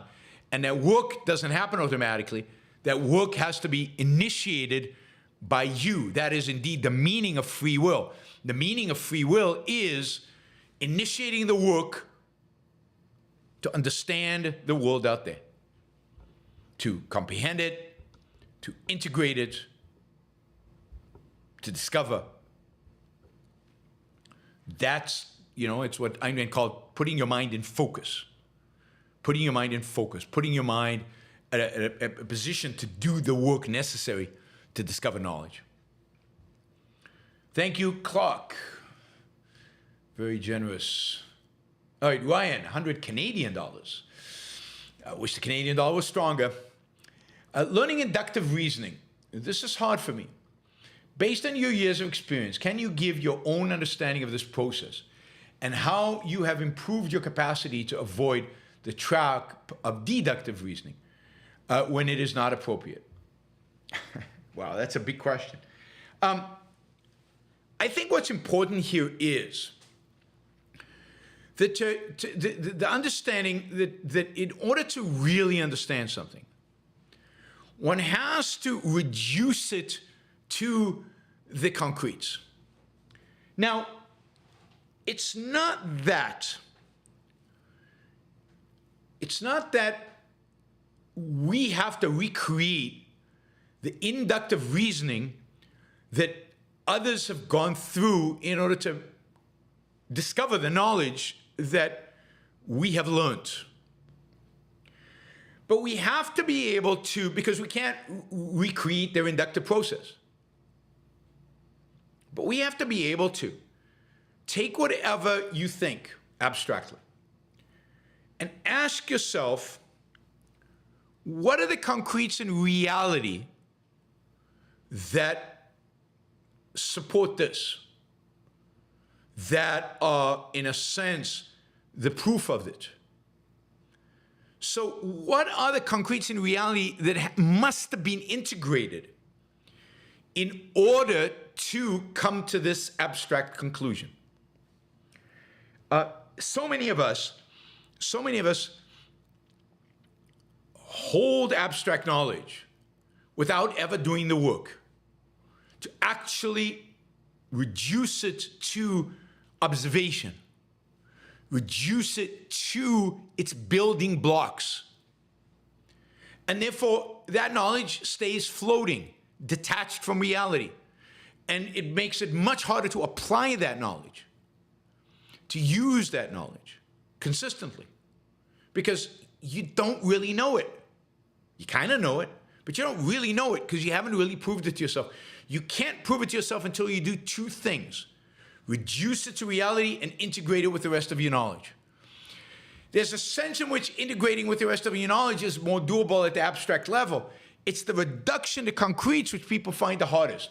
And it's something nobody teaches us to do, except objectivism. So, you know, if you want to gain a real understanding of this and the real work necessary to do this, the two courses by Leonard Peikoff. One is Objectivism through Induction. Objectivism through Induction. This is a course he gave in the 90s. And it is taking abstract objectivist principles and asking the question, if you were to come up with these for the first time, what facts of reality would you have to start with? What facts of reality would lead you ultimately to induce the principle of justice? You believe in justice. What evidence, what things that you see in the world out there would you have to recognize, identify, and then integrate? And of course, this is a multi-step process. You don't get to the concept of justice without going through a whole series of integrations, including integration of very abstract principles. Good versus evil, self-interest, what's good for me, what's bad for me, ethics. You have to have certain abstract concepts already, and maybe to get to justice, a child might not have to get to the concept of ethics, but they'd have to get to some sense of good, bad, good for me, bad for me, right, wrong. But how do you, what are the concretes in reality that show you something's right or something's wrong? I mean, you would have to go very basic to pain, pleasure, to start there. The kid hitting me, that's clearly wrong. It's wrong because it's painful. It's wrong, it's because it's limiting my ability to do what I want to do. That's the level of concrete. So objectivism through induction, and then Leonard Peikoff has a course on integration, or lectures on integration and reduction. I can't remember what the name of the course is, but just look for something that has integration and reduction, at least integration in the title. But Objectivism through Induction by Leonard Peikoff. Miroslav just put up the link to that course, which is available on Ayn Rand University for free. It is a must course for anybody who really wants an in-depth understanding of objectivism. And not just understanding at the abstract level, but understanding at, okay, what does this actually mean? What are the concretes in reality? The things in reality that I would have to know in order to know that this is true. So Ryan, I would definitely, to really grasp this, I would watch the Objectivism through Induction. I should probably watch it again. Do the homework assignments. Leonard Peikoff actually gave us all homework assignments. That was a course that I hired Leonard to do in the 90s when I was running an organization called Lyceum International. And it was the first, I think, objectivist course that was video conferenced. We literally used video conferencing equipment. This was cutting edge, super cutting edge at the time. And people would go to video conferencing sites. Classrooms we'd set up in different places. Yeah, that was it. Miroslav says, Yaron, maybe you mean the axiom of reduction. No, there's a course of Leonard's that's about integration, and it deals with reduction. It's about the objectivist epistemology. I really wish I remembered what course it is, but I don't. But my guess is if you look Leonard Peikoff, integration, reduction, and you will find what you're looking for. You know, let me do that. Leonard Peikoff, integration, reduction.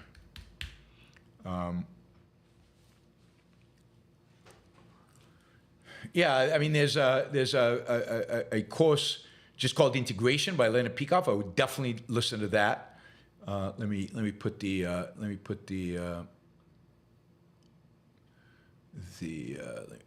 here's I'm putting in the chat. I'm putting the URL of this one. Again, they're all available for free. This is just on YouTube. So this is like lecture 1 of the dim hypothesis. So where he talks about the importance of integration. Let me see, where would, yeah, this is the course. The course is The Art of Thinking. You should definitely listen to The Art of Thinking. I'm putting the link to The Art of Thinking. All of these are free. I'm putting up the links. The Art of Thinking as a section on hierarchy, thinking and principles, certainty, thinking versus writing. Yeah, there's somewhere where he talks about reduction, and I can't remember where it is, but certainly, let's see. Well, of course, if you read Objectivism, the Philosophy of Ayn Rand, OPA, it's right there, right there. He talks about it there, but exactly where he says it in one of his courses, I just don't remember. But it's definitely in OPA. So knowledge is not knowledge until you reduce it. If I just do Leonard Peikoff reduction, I don't know what'll come up.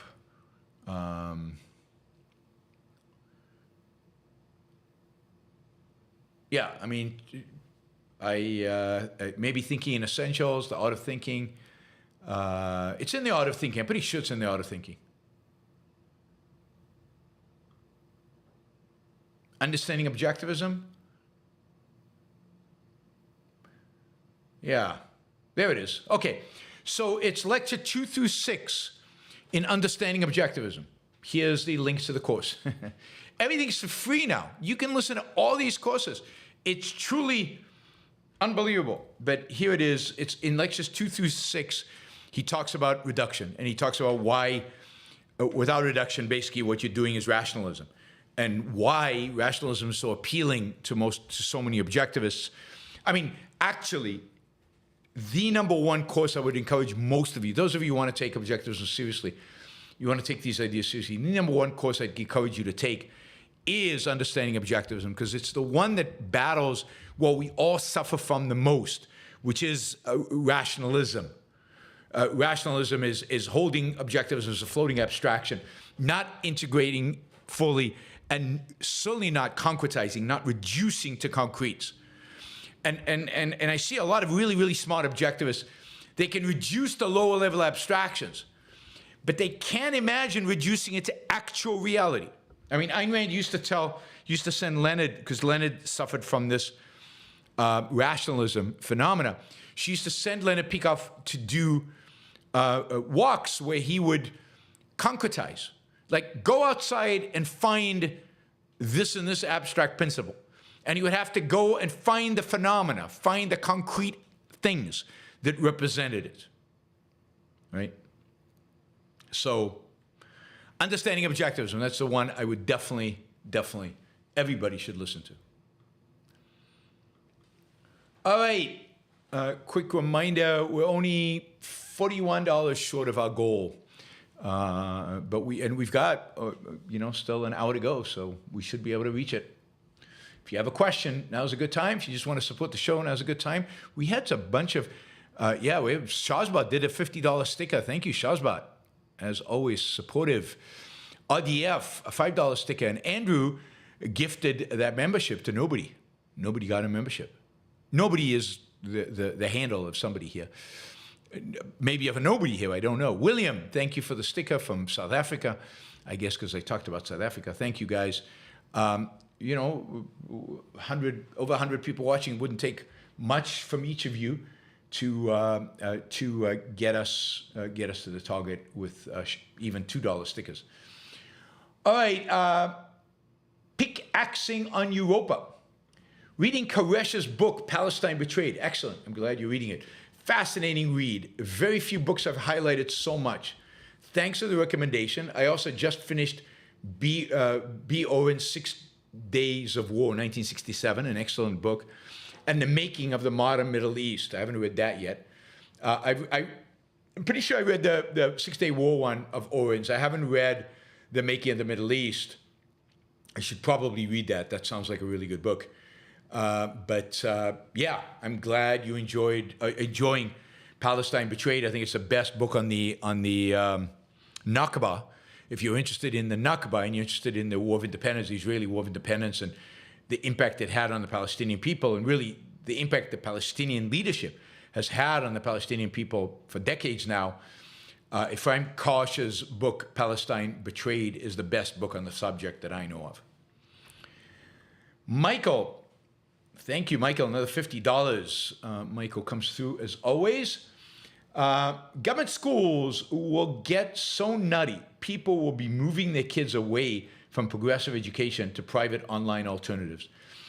Once a third or more of the population are out of the government school system, they'll have an easier path. We'll have an easier path to victory. I think that's all true. It's going to be difficult though, because sadly, too few parents seem to be involved and caring enough about the kind of education that the kids are getting. Too few parents are engaged in all of that, and as a consequence, too few parents are moving kids out of the government schools and putting them in private schools.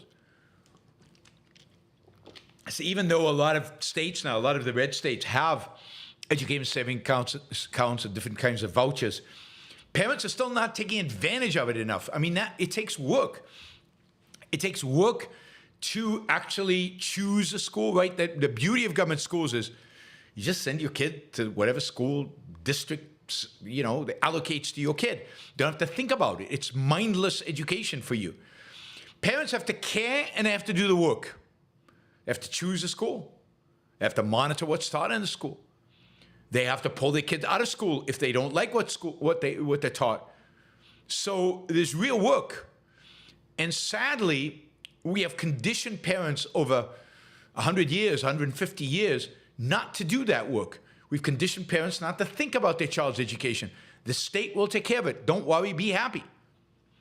And that is a mentality that's very difficult to shake out of them. So you can provide them with alternatives to government schools, and they won't take advantage of them because they just don't think of it. It's just not a priority. They just don't consider it. Now, COVID spurred people to do it because suddenly they realized their kids were not learning anything in school. I'm hopeful we don't have another COVID to teach people again that, but people forget. And they do what's easy. And what's easy is to send their kids to the government school and not think about it anymore. Sadly. But yes, Michael, I hope that over time, a significant number of American kids start being educated in private schools. And then you have to have real competition because even private schools are not that good today. You have to have competition to generate better schools. You have to generate competition to generate good schools. And that's going to take time. It's going to take time. And again, parents have to care. Okay. Ori asks, how do soldiers entering conditions like ground warfare deal with the fact that their life is in significant danger. I don't think I would ever take that kind of risk. Well, I think they deal with it by recognizing, hopefully, if it's a volunteer army, that this is something they think is really, really important. This is something that is crucial to their life, into the life of the people they love, and that they are willing to do this, that they embrace it, and they're ready to go. For those conscripted into the army, I think if they don't believe in what the army's trying to do, it's very, very difficult. They're torn. I think most of the people, what happens is when they go into the army, they just accept that they're in the army, and they are fighting. I think you hear this from a lot of soldiers in the American army. They're fighting for their buddy in the trench. They're fighting for the buddy, fighting next to them. It's hard for them to fight for an abstraction. So an army's very good at creating these units of encouraging camaraderie, of encouraging teamwork, and you're fighting for the people with you. You're fighting for the people around you, and you don't hold it as an abstraction.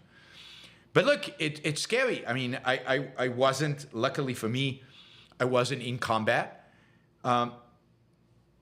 But I was in a war, and I was in close to combat zones. I think, I don't know, you go into this, you're young, which is an advantage, because being young, you tend to be very high, you tend to have very low risk aversion. You tend to embrace risk. And you get into this zone where you just do what you think you have to do. The responsibility you have is to win this war, is to contribute to winning this war, and you do what you have to do. And if you believe in the cause, then you do it, and you minimize in your own thinking the risks. You very much live by the thought that it won't happen to you. I certainly did, driving in Lebanon and going into Beirut. Couldn't happen to me. I would survive, and I did. But it could have happened to me very easily. And you just do it.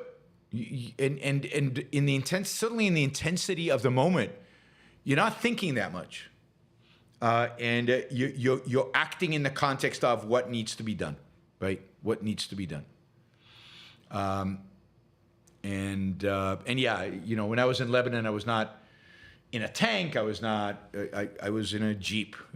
I was in military intelligence in Lebanon. Getting intelligence. All right. So you just put your head down and you do what needs to be done, both to fulfill the mission and to survive.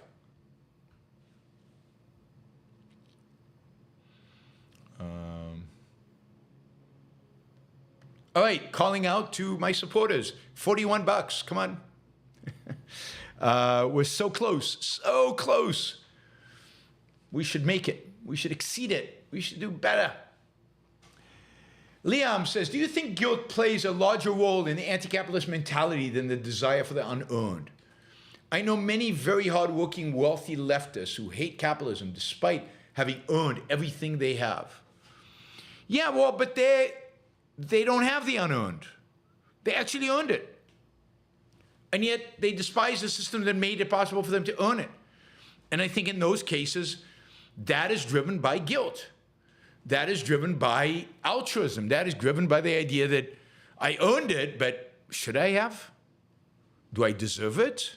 Am I good enough for this? And if I was really a good person, wouldn't I give it all away? But I don't really want to. But wouldn't I give it all away? Well, maybe if we didn't live in a capitalist society, I wouldn't have these pangs of guilt about giving the money away, because I would never have it, or it would be all taken away from me, which just makes it easier for me. Taxes make it easier for me because I don't have to worry about it. By the way, if everybody does what RDF just did, which is a 99-cent sticker, we'd be there. So just let's do a 99-cent sticker campaign. We've done that in the past and chipped away at goals by doing that. All right, thanks, Leo. I think it's mostly guilt. Particularly with successful people. Successful people don't have a desire for the unearned because they've earned what they have. And they're not driven by envy, I don't think. They're driven by ideas, bad ideas, and by guilt associated with those ideas. Harper Campbell, why do you assume evil people would go insane if they held it consciously? Some get off on the power trip. Psychopaths can't feel normal emotions. So being evil is the only way of experiencing some kind of rush or thrill. So look, I don't know what psychopaths are or what they feel or what they think. I mean, I've read a little bit about it, but I don't know how good it is in the sense of how scientifically based the analysis of psychopaths is. I just don't know. Better or worse, maybe what you're describing is exactly the way they are. Maybe they do get off on it. That is definitely a possibility that they just get off on it. But you know, I don't know. And again, a psychopath is, I think by definition, somebody who's mentally ill. There's something really mentally, psychologically, maybe even physiologically wrong with people like that. But I don't think most people who commit evil are psychopaths.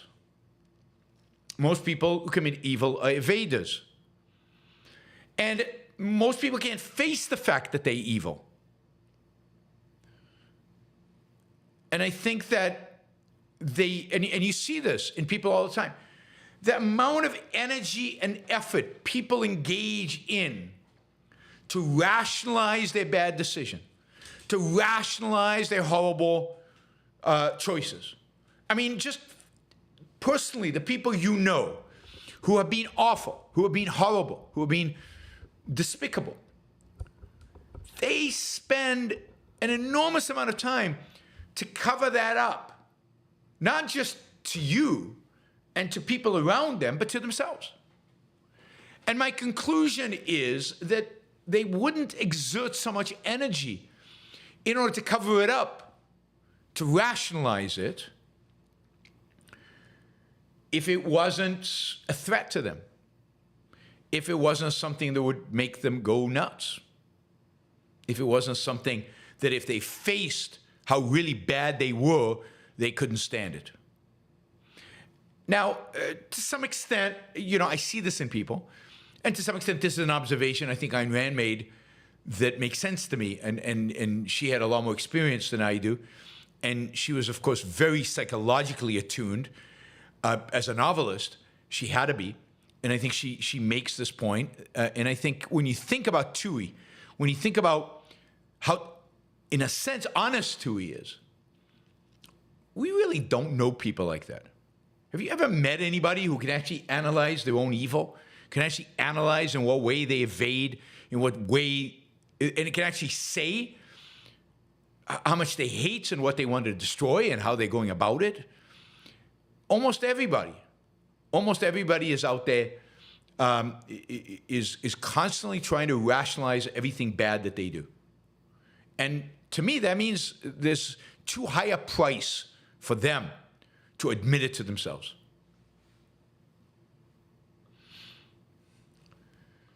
Michael, do you think people are suspicious of the uber wealthy because they themselves have no idea how they could become that wealthy? They assume if they couldn't achieve the degree of wealth, honestly, no one else can either. I think that's certainly part of it. I think people, but I think it's more than that. I think people have, in one way or another, a lot of people have a zero-sum mentality. You know, I think that they think that people's success comes at somebody's expense. They don't think their own success comes at somebody else's expense, but they're not that successful.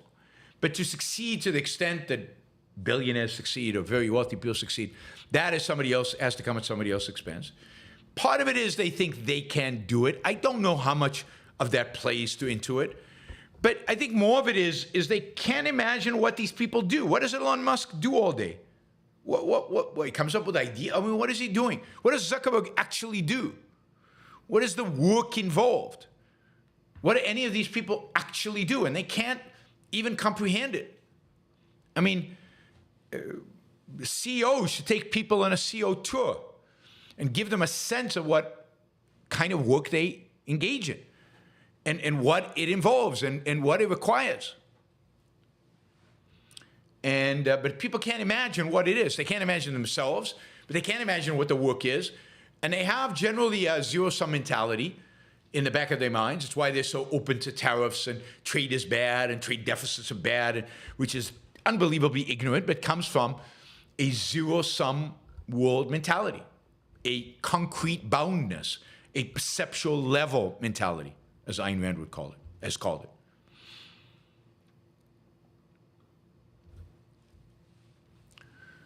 All right, Philip Steinkraus. Thank you, Philip. I listened to your 2013 debate with Peikoff on immigration and was stunned by his views. He argued we should mitigate Hispanic immigration because they tend to vote Democrat. I also thought you'd push back on that much more.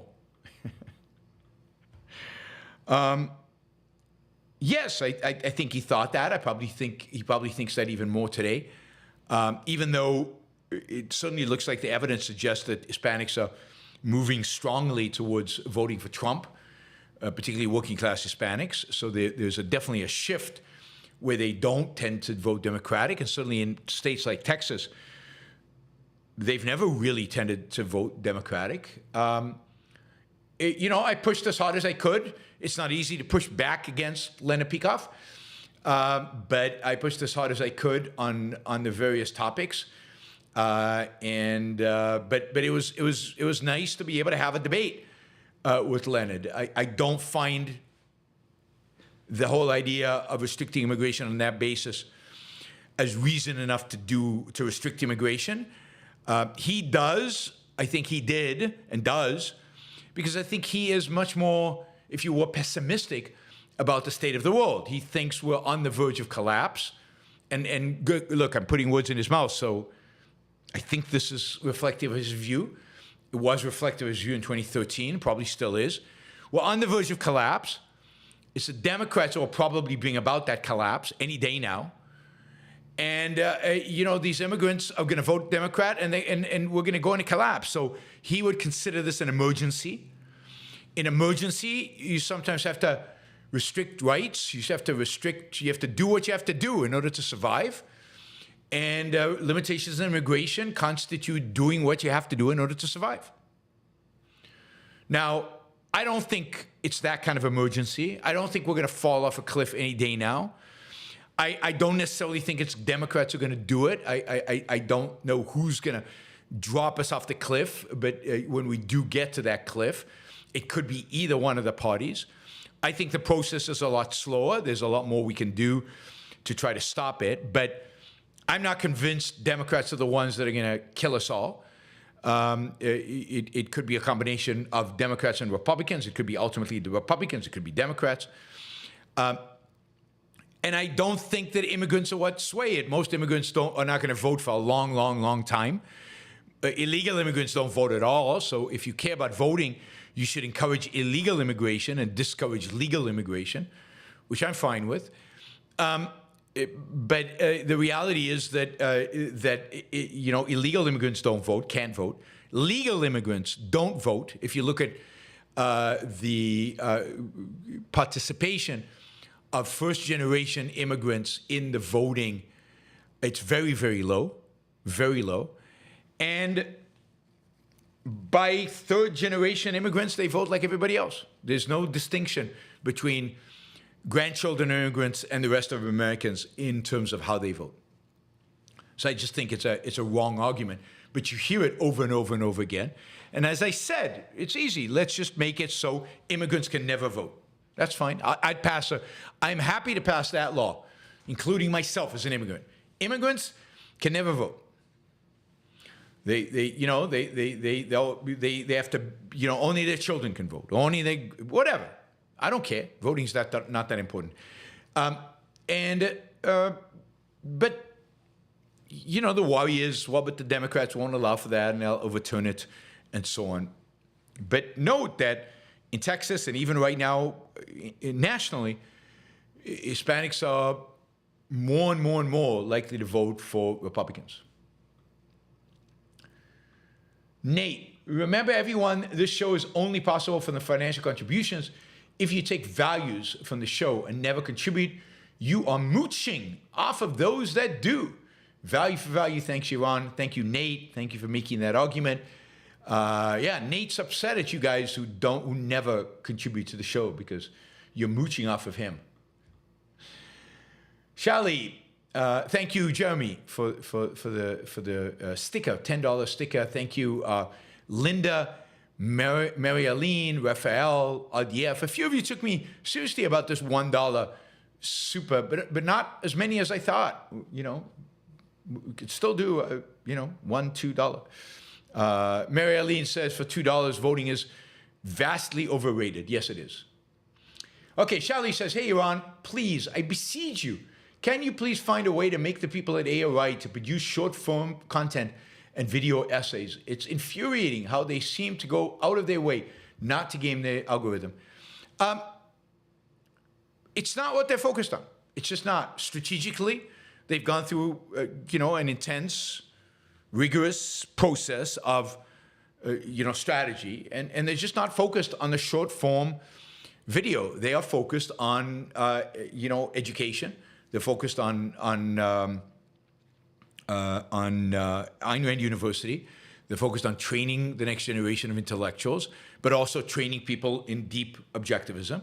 They're not focused on short videos and the creation and production of short form video stuff. They'll do some of that, but they're not going to do large quantities of it. It's just not what they think is important right now. They think the vast number of resources need to go to training and then hiring intellectuals so that we can create an army of intellectuals in the future.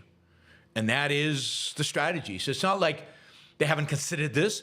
It's not like they haven't thought about it. I know they've gone up, they've gone and they've researched it. They've looked at what it would take and how to do it well and how to do it right and the kind of resources you would have to deploy to do it. And they've decided that their resources are better spent elsewhere. And so you can disagree with the strategy, but there is a coherent, integrated strategy around what they do.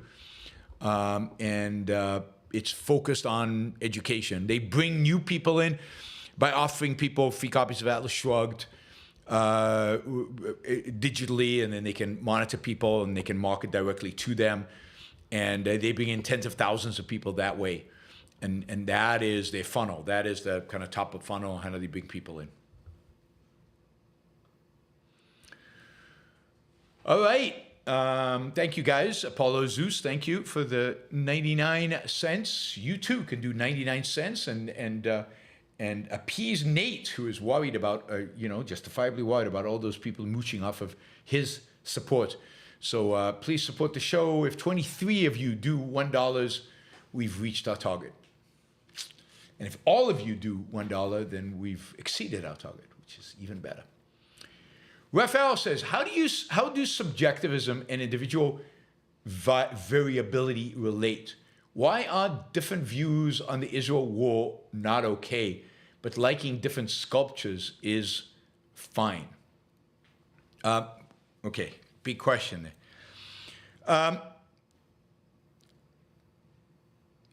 First of all, let's say this.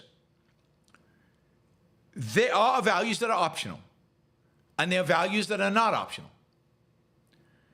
And, it's true that you could say liking different sculptures is fine, but for example, if you like modern sculpture, that's not fine. There's an evaluation that goes along with you telling me you like scribbly stuff. If you like Jackson Pollock, or if you like Kandinsky, that's not fine. I mean, like it as art, not as scribbles, as art. That's not fine.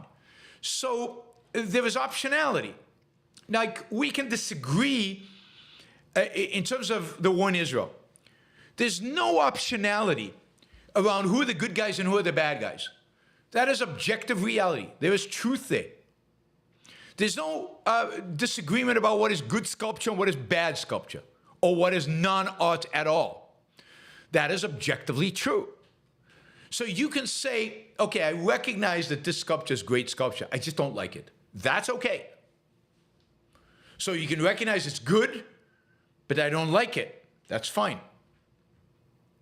Or you can say, I don't know what good sculpture is. I'm not in a position to tell. But I like this, which is the state I think most people are in. So now, but with regard to something like the Israeli-Palestinians, it's a life or death issue. It's an issue of justice. It's a moral value at stake. You better have a position. You better know what's right and what's wrong. We might disagree on the strategies Israel is taking, but we can't disagree on who's wrong and who's right. It's black and white. You know, again, the same is true about sculpture. Some sculpture is good, some sculpture is bad. Now, is Israel freer? Is Israel a better country than France? We can disagree about that. We can weight different things differently. But are they both basically good countries in the sense that they're both basically free? Yes. Which one's better? Hard to tell. We could disagree. So it's an issue of what are we trying to judge? What are we trying to evaluate? And, you know, and to what extent is this a black and white situation? Metal, all distorted, presented as sculpture, black and white, not sculpture. Should be no disagreement about that, if you understand what art is. Israel, Palestinians, no disagreement. It's black and white. It's clear. These are good guys, those are bad guys. Difference between France and Israel on a scale of goodness? Difference between Michelangelo's David and Michelangelo's Pietà, which one you like the more? Yeah, I mean, there's no like, right? Is an issue of personal preference. I don't like subjectivism. Subjectivism, I mean, I don't think we should ever be subjectivist. We might have personal preferences. That doesn't make it subjectivism. Subjectivism is the idea, the ideology, that there is no such thing as truth, that everything is based on our emotional preferences. But there is no black and white. There is no truth. There is no right and wrong.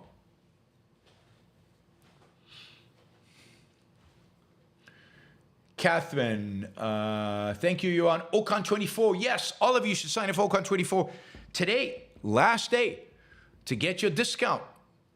24 YBS, Yaron Brook Show 10. That is the code to get a 10% discount on signing up for Ocon. It might be the last day you can sign up for Ocon, online at least. All right. Michael just chipped in. Mike just chipped in, got us a little closer to our goal. This is great. We're almost there, guys.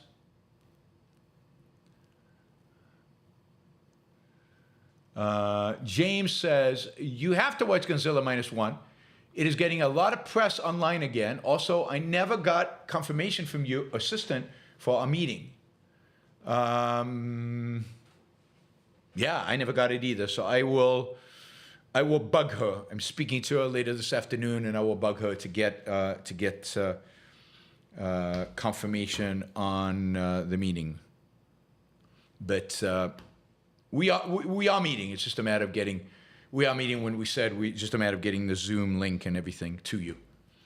I have not watched it. I will watch it as soon as it comes to a streaming platform. Let me know if it's streaming on Netflix or Prime or anywhere like that. I will download it and watch it. Wesley, was Ayn Rand proud of the fact that South Africa named its currency after her? Anyone hope the ANC gets voted out? You know, of course, they didn't name the currency after her, so she wasn't proud of it. It was also a pretty evil regime, so even if they had named it after her, I don't think she would have been happy about that. And yes, I think, I hope ANC is out of power. I don't think they will be voted out. I think they'll still be in power. They'll just have to form a coalition, so they won't be as dominant as they have been. But I can't imagine the ANC not forming the next government. All right, Jonathan, thank you for the sticker. Really appreciate it. We are only $12 short Scott, your view of Trump aside, wasn't his promise to free Ross on day one a smart political move to win libertarians over? I don't know. Do you think that is the main thing that libertarians vote over, in spite of the fact that he said free Ross? This is Ross Ulbricht. In spite of the fact that he said that, they booed him. So it doesn't seem like those libertarians are going to vote for him because of that. I think a lot of libertarians will vote for him because a lot of libertarians have become xenophobic, crazy nationalists, as I described, the Mises Caucus.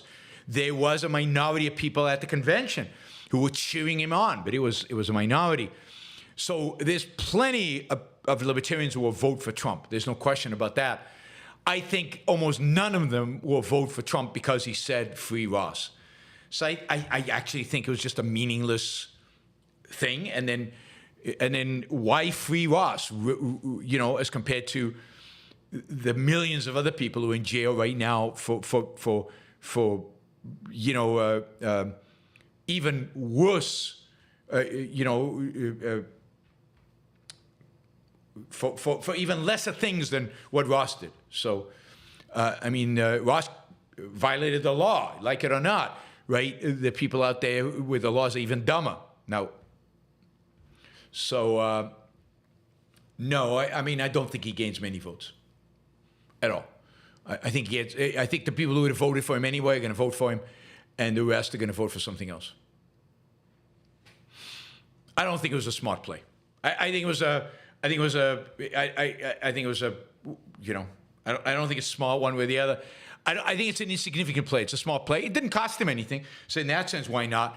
But I do not think, how many people, 1,000 people will vote for Trump because of this?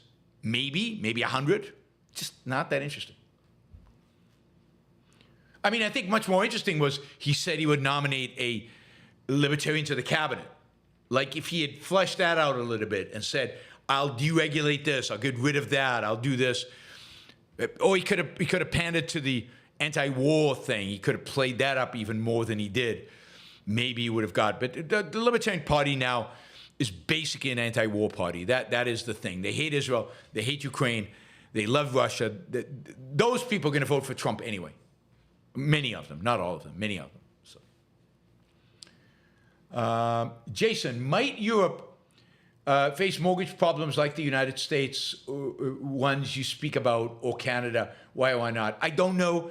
Don't know the mortgage market over there. I think that they don't have quite as much leverage. I don't think they have quite as much leverage as we do here. I don't think they give out like 90% loans or 80-20. I think they require more equity in Europe. I'm not sure about Canada. But yes, if they have a similar mortgage market that we do, then yeah, they will face the same kind of problems. I also don't know how their commercial real estate is doing. I know commercial real estate in America is tanking. I just don't know what it's like in Europe. Was there overbuilding? Wasn't there overbuilding?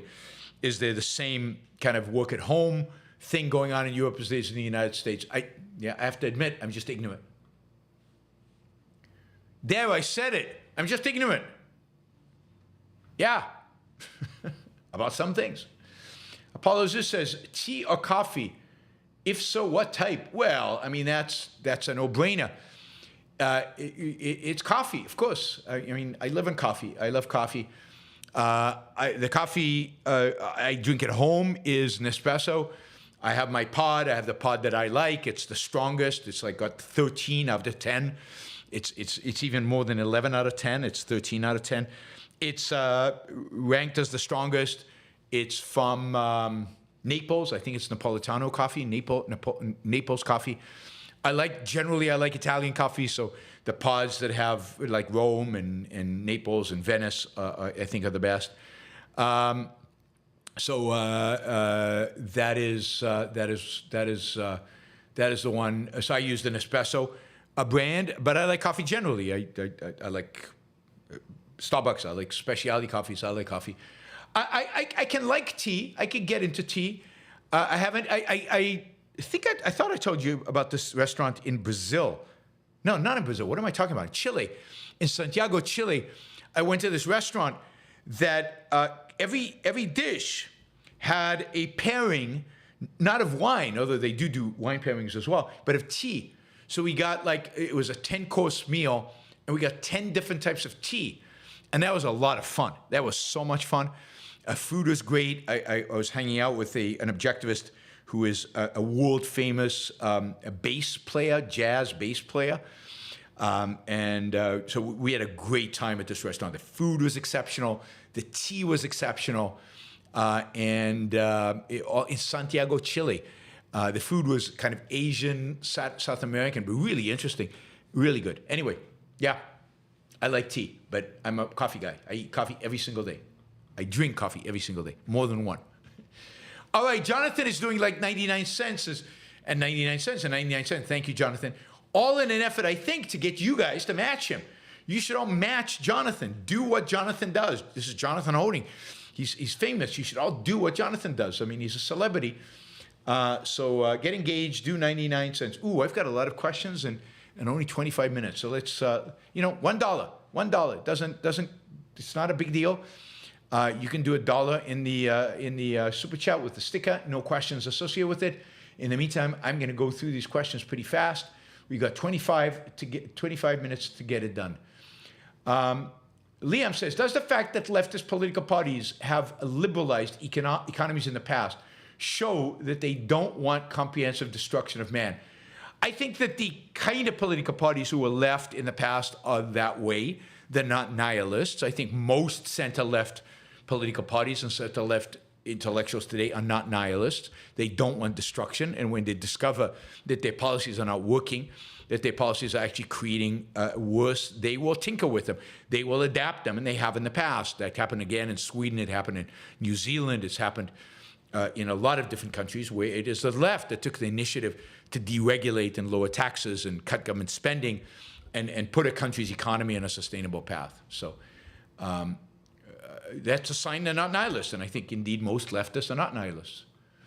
Why does South Africa hate Israel so much?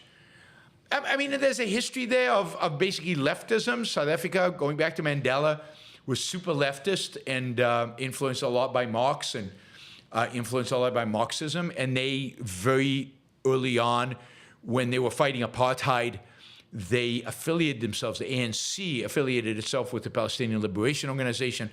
They viewed themselves as both fighting oppression. They shared a common goal. Yasser Arafat was friendly, I think, with Mandela.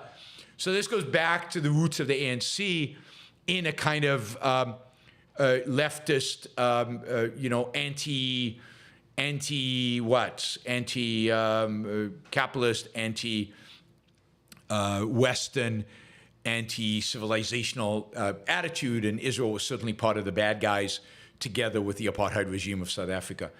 And ANC and the ANC and the Palestinian terrorist organizations got along really, really well. So it goes back a long time.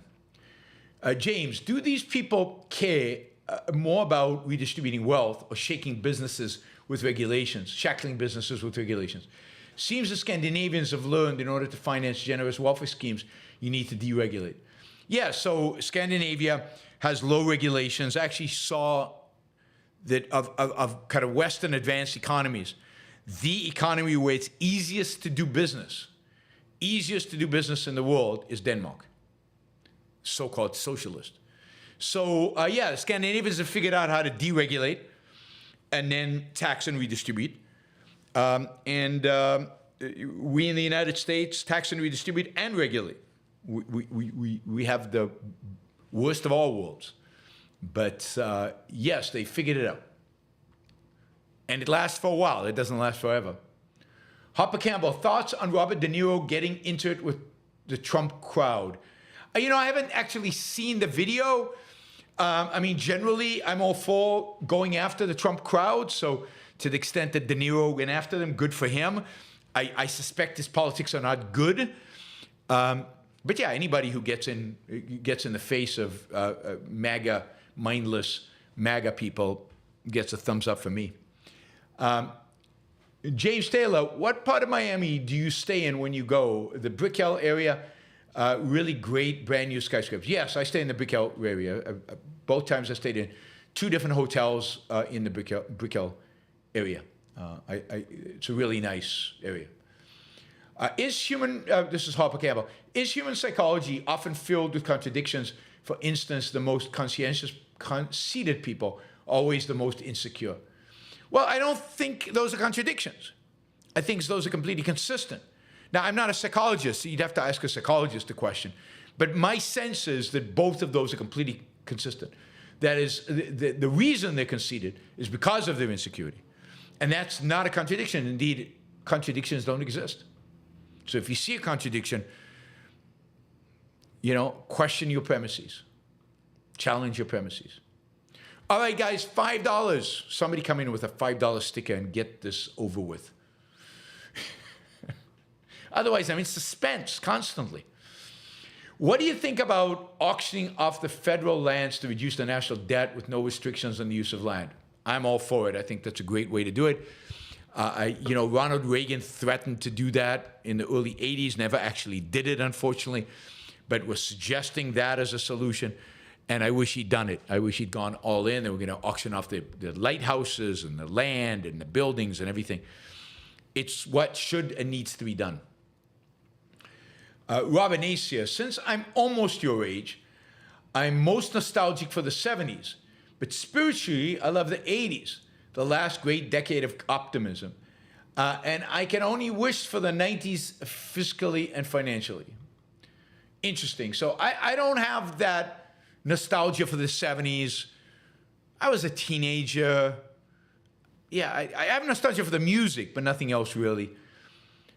The 80s, I was a student the whole 80s. The whole 80s, I was a student basically. I worked while I was a student. I worked in between. The 90s, I like the 90s. The 90s were optimistic. There was technology. The internet was starting. It was exciting. There was a lot of cool stuff happening. By the end of the 90s, we really, up until 9/11, when things go south. So I'd say the 90s, but really I'm just tempted to say today. I like today. I like right now. With all the problems, with all the challenges, now is good. I'm good with now. James, did everyone live in their head before Plato? You'd think looking at reality would be the default. You would need a brilliant philosopher like Plato to shift people's thinking towards pretend world. I mean, people had to live in reality. They had to observe reality. Otherwise, they wouldn't survive. Their lives were precarious. Survival was precarious. They were relatively poor. They had to think. They had to live. So they weren't in their heads, I don't think. I think that the only time they were in their heads was when they tried to explain the world, when they tried to be philosophical. And that's what Plato does. I mean, Plato is philosophical, and to the extent that it's philosophical, he gets detached from reality. And then Aristotle has to bring it back to reality and combine it with philosophy. But no, I don't think everybody lived in their head before Plato. I think they were quite attached from reality. Otherwise, they wouldn't have survived. Michael, would you say on average Republican states are better run than Democratic states, on average? I don't know. I don't know that I can say. Better run by what standard? What is the standard of better run? Some Democratic states are complete basket cases. Some are better run. Some Republican states are basket cases. So, and some better. So I don't know, but I also don't know what better run is. Less fraud, less corruption, better streets, trains run on time, street lights run on time. It's ambiguous. And is better run good? Maybe better run is not good. Better run means they collect taxes better, means they supervise us better, they, stomp on our rights better. What does better, what does it all mean? So, anyway. Do you care about your legacy after you die, your place in the objectivist movement when the history books are written? Not really. I mean, I I can't even comprehend that. I mean, I can't even really think about it. I don't know what it looks like. I mean, I care about what's happening now and what happens during my lifetime, but what I don't know. If Objectivism is successful, hopefully people will view my role in that success in some ways, but the main credit will always go to Rand and to Peikoff. And but I don't know. I don't know what history will view it, and it's not real to me. That whole question is not real to me. I don't know how to evaluate it, and I don't really care that much. I mean, I hope it's good. Yeah. Are there some segments of society doomed to perpetual poverty in a mixed economy? In a mixed economy, probably yes. In a mixed economy, probably yes. The people who have welfare recipients, some of them, people stuck in horrible families, horrible places around the country, yes. But in a free market, they would have strong incentives to unstick themselves. Liam, are family units stronger and more important in poorer societies like Latin America and the Middle East because people don't have the money to get out on their own? No, I don't think so. Indeed, people do get out on their own. So lots of people do. Lots of young people do. I think that family unit is stronger there because they are by nature more tribal society, or by history more tribal societies. The societies, and that's why they're poorer. It's because they're tribal, and the family connections are a reflection of that tribalism, not a reflection of the difficulty of getting away from the family. Bash Van again, is daydreaming a useful activity? I mean, it's useful as maybe a form of relaxation, but not if you do a lot of it. It's something that should be done sparsely and as a form of relaxation. But maybe daydreaming promotes that, relaxing and clearing the mind. But it should never replace actually engaging with reality and being alert and being focused and being ready for action. Let's see. RDF. I vote dog. I'm not sure who dog is, but good for them. All right, this is the last question. If you want to contribute today, then now is the time to do it. You can do a sticker right now and add to where we are. We did reach our regular 3-hour goal, which is 7:50. So thank you to all the super chatters for doing that. It would be great if we got close to 800, but whatever you guys do, this is the last question. All right, here we go. Michael says, were the 90s the best time in America since the 19th century? I think in many regards, they were. It was dynamic. It was exciting. It was optimistic. It was the tech revolution. It was .com. But there was a lot of fluff and a lot of superficiality and a lot of bad stuff there. And I don't know if it's the best decade since the 90s and since the 19th century. The 20s was certainly a good decade. And again, by what standard, by what criteria, and for whom? So I don't know. I think the 90s, in a sense, were the last positive decade. We've been very, very negative since then. We had 9/11. We had the Great Recession. We had COVID. We're going through inflation. There's been a lot of bad. So the 90s stand out in a sense that there was just a sense of positivity, which didn't exist in the 80s, even though it was happening. It didn't really exist then. Too much questioning what was going on. But by the 90s, we were bearing the fruits of the deregulation and the restructuring of America that happened during the 80s. All right, everybody, thank you. Really, really appreciate the support. Thank you for being here. And we will be back tomorrow. I will have a positive topic as well tomorrow. Hopefully, you will match the support that you provided today. That would be great, and that would get us very close to our target. Don't forget, if you want to register for OCON, today's the day. You can use the discount code 24YBS10 when you register and get 10% off. What else? We'll be back tomorrow at 2 p.m. East Coast time, same time. same place. See you then. Bye, everybody.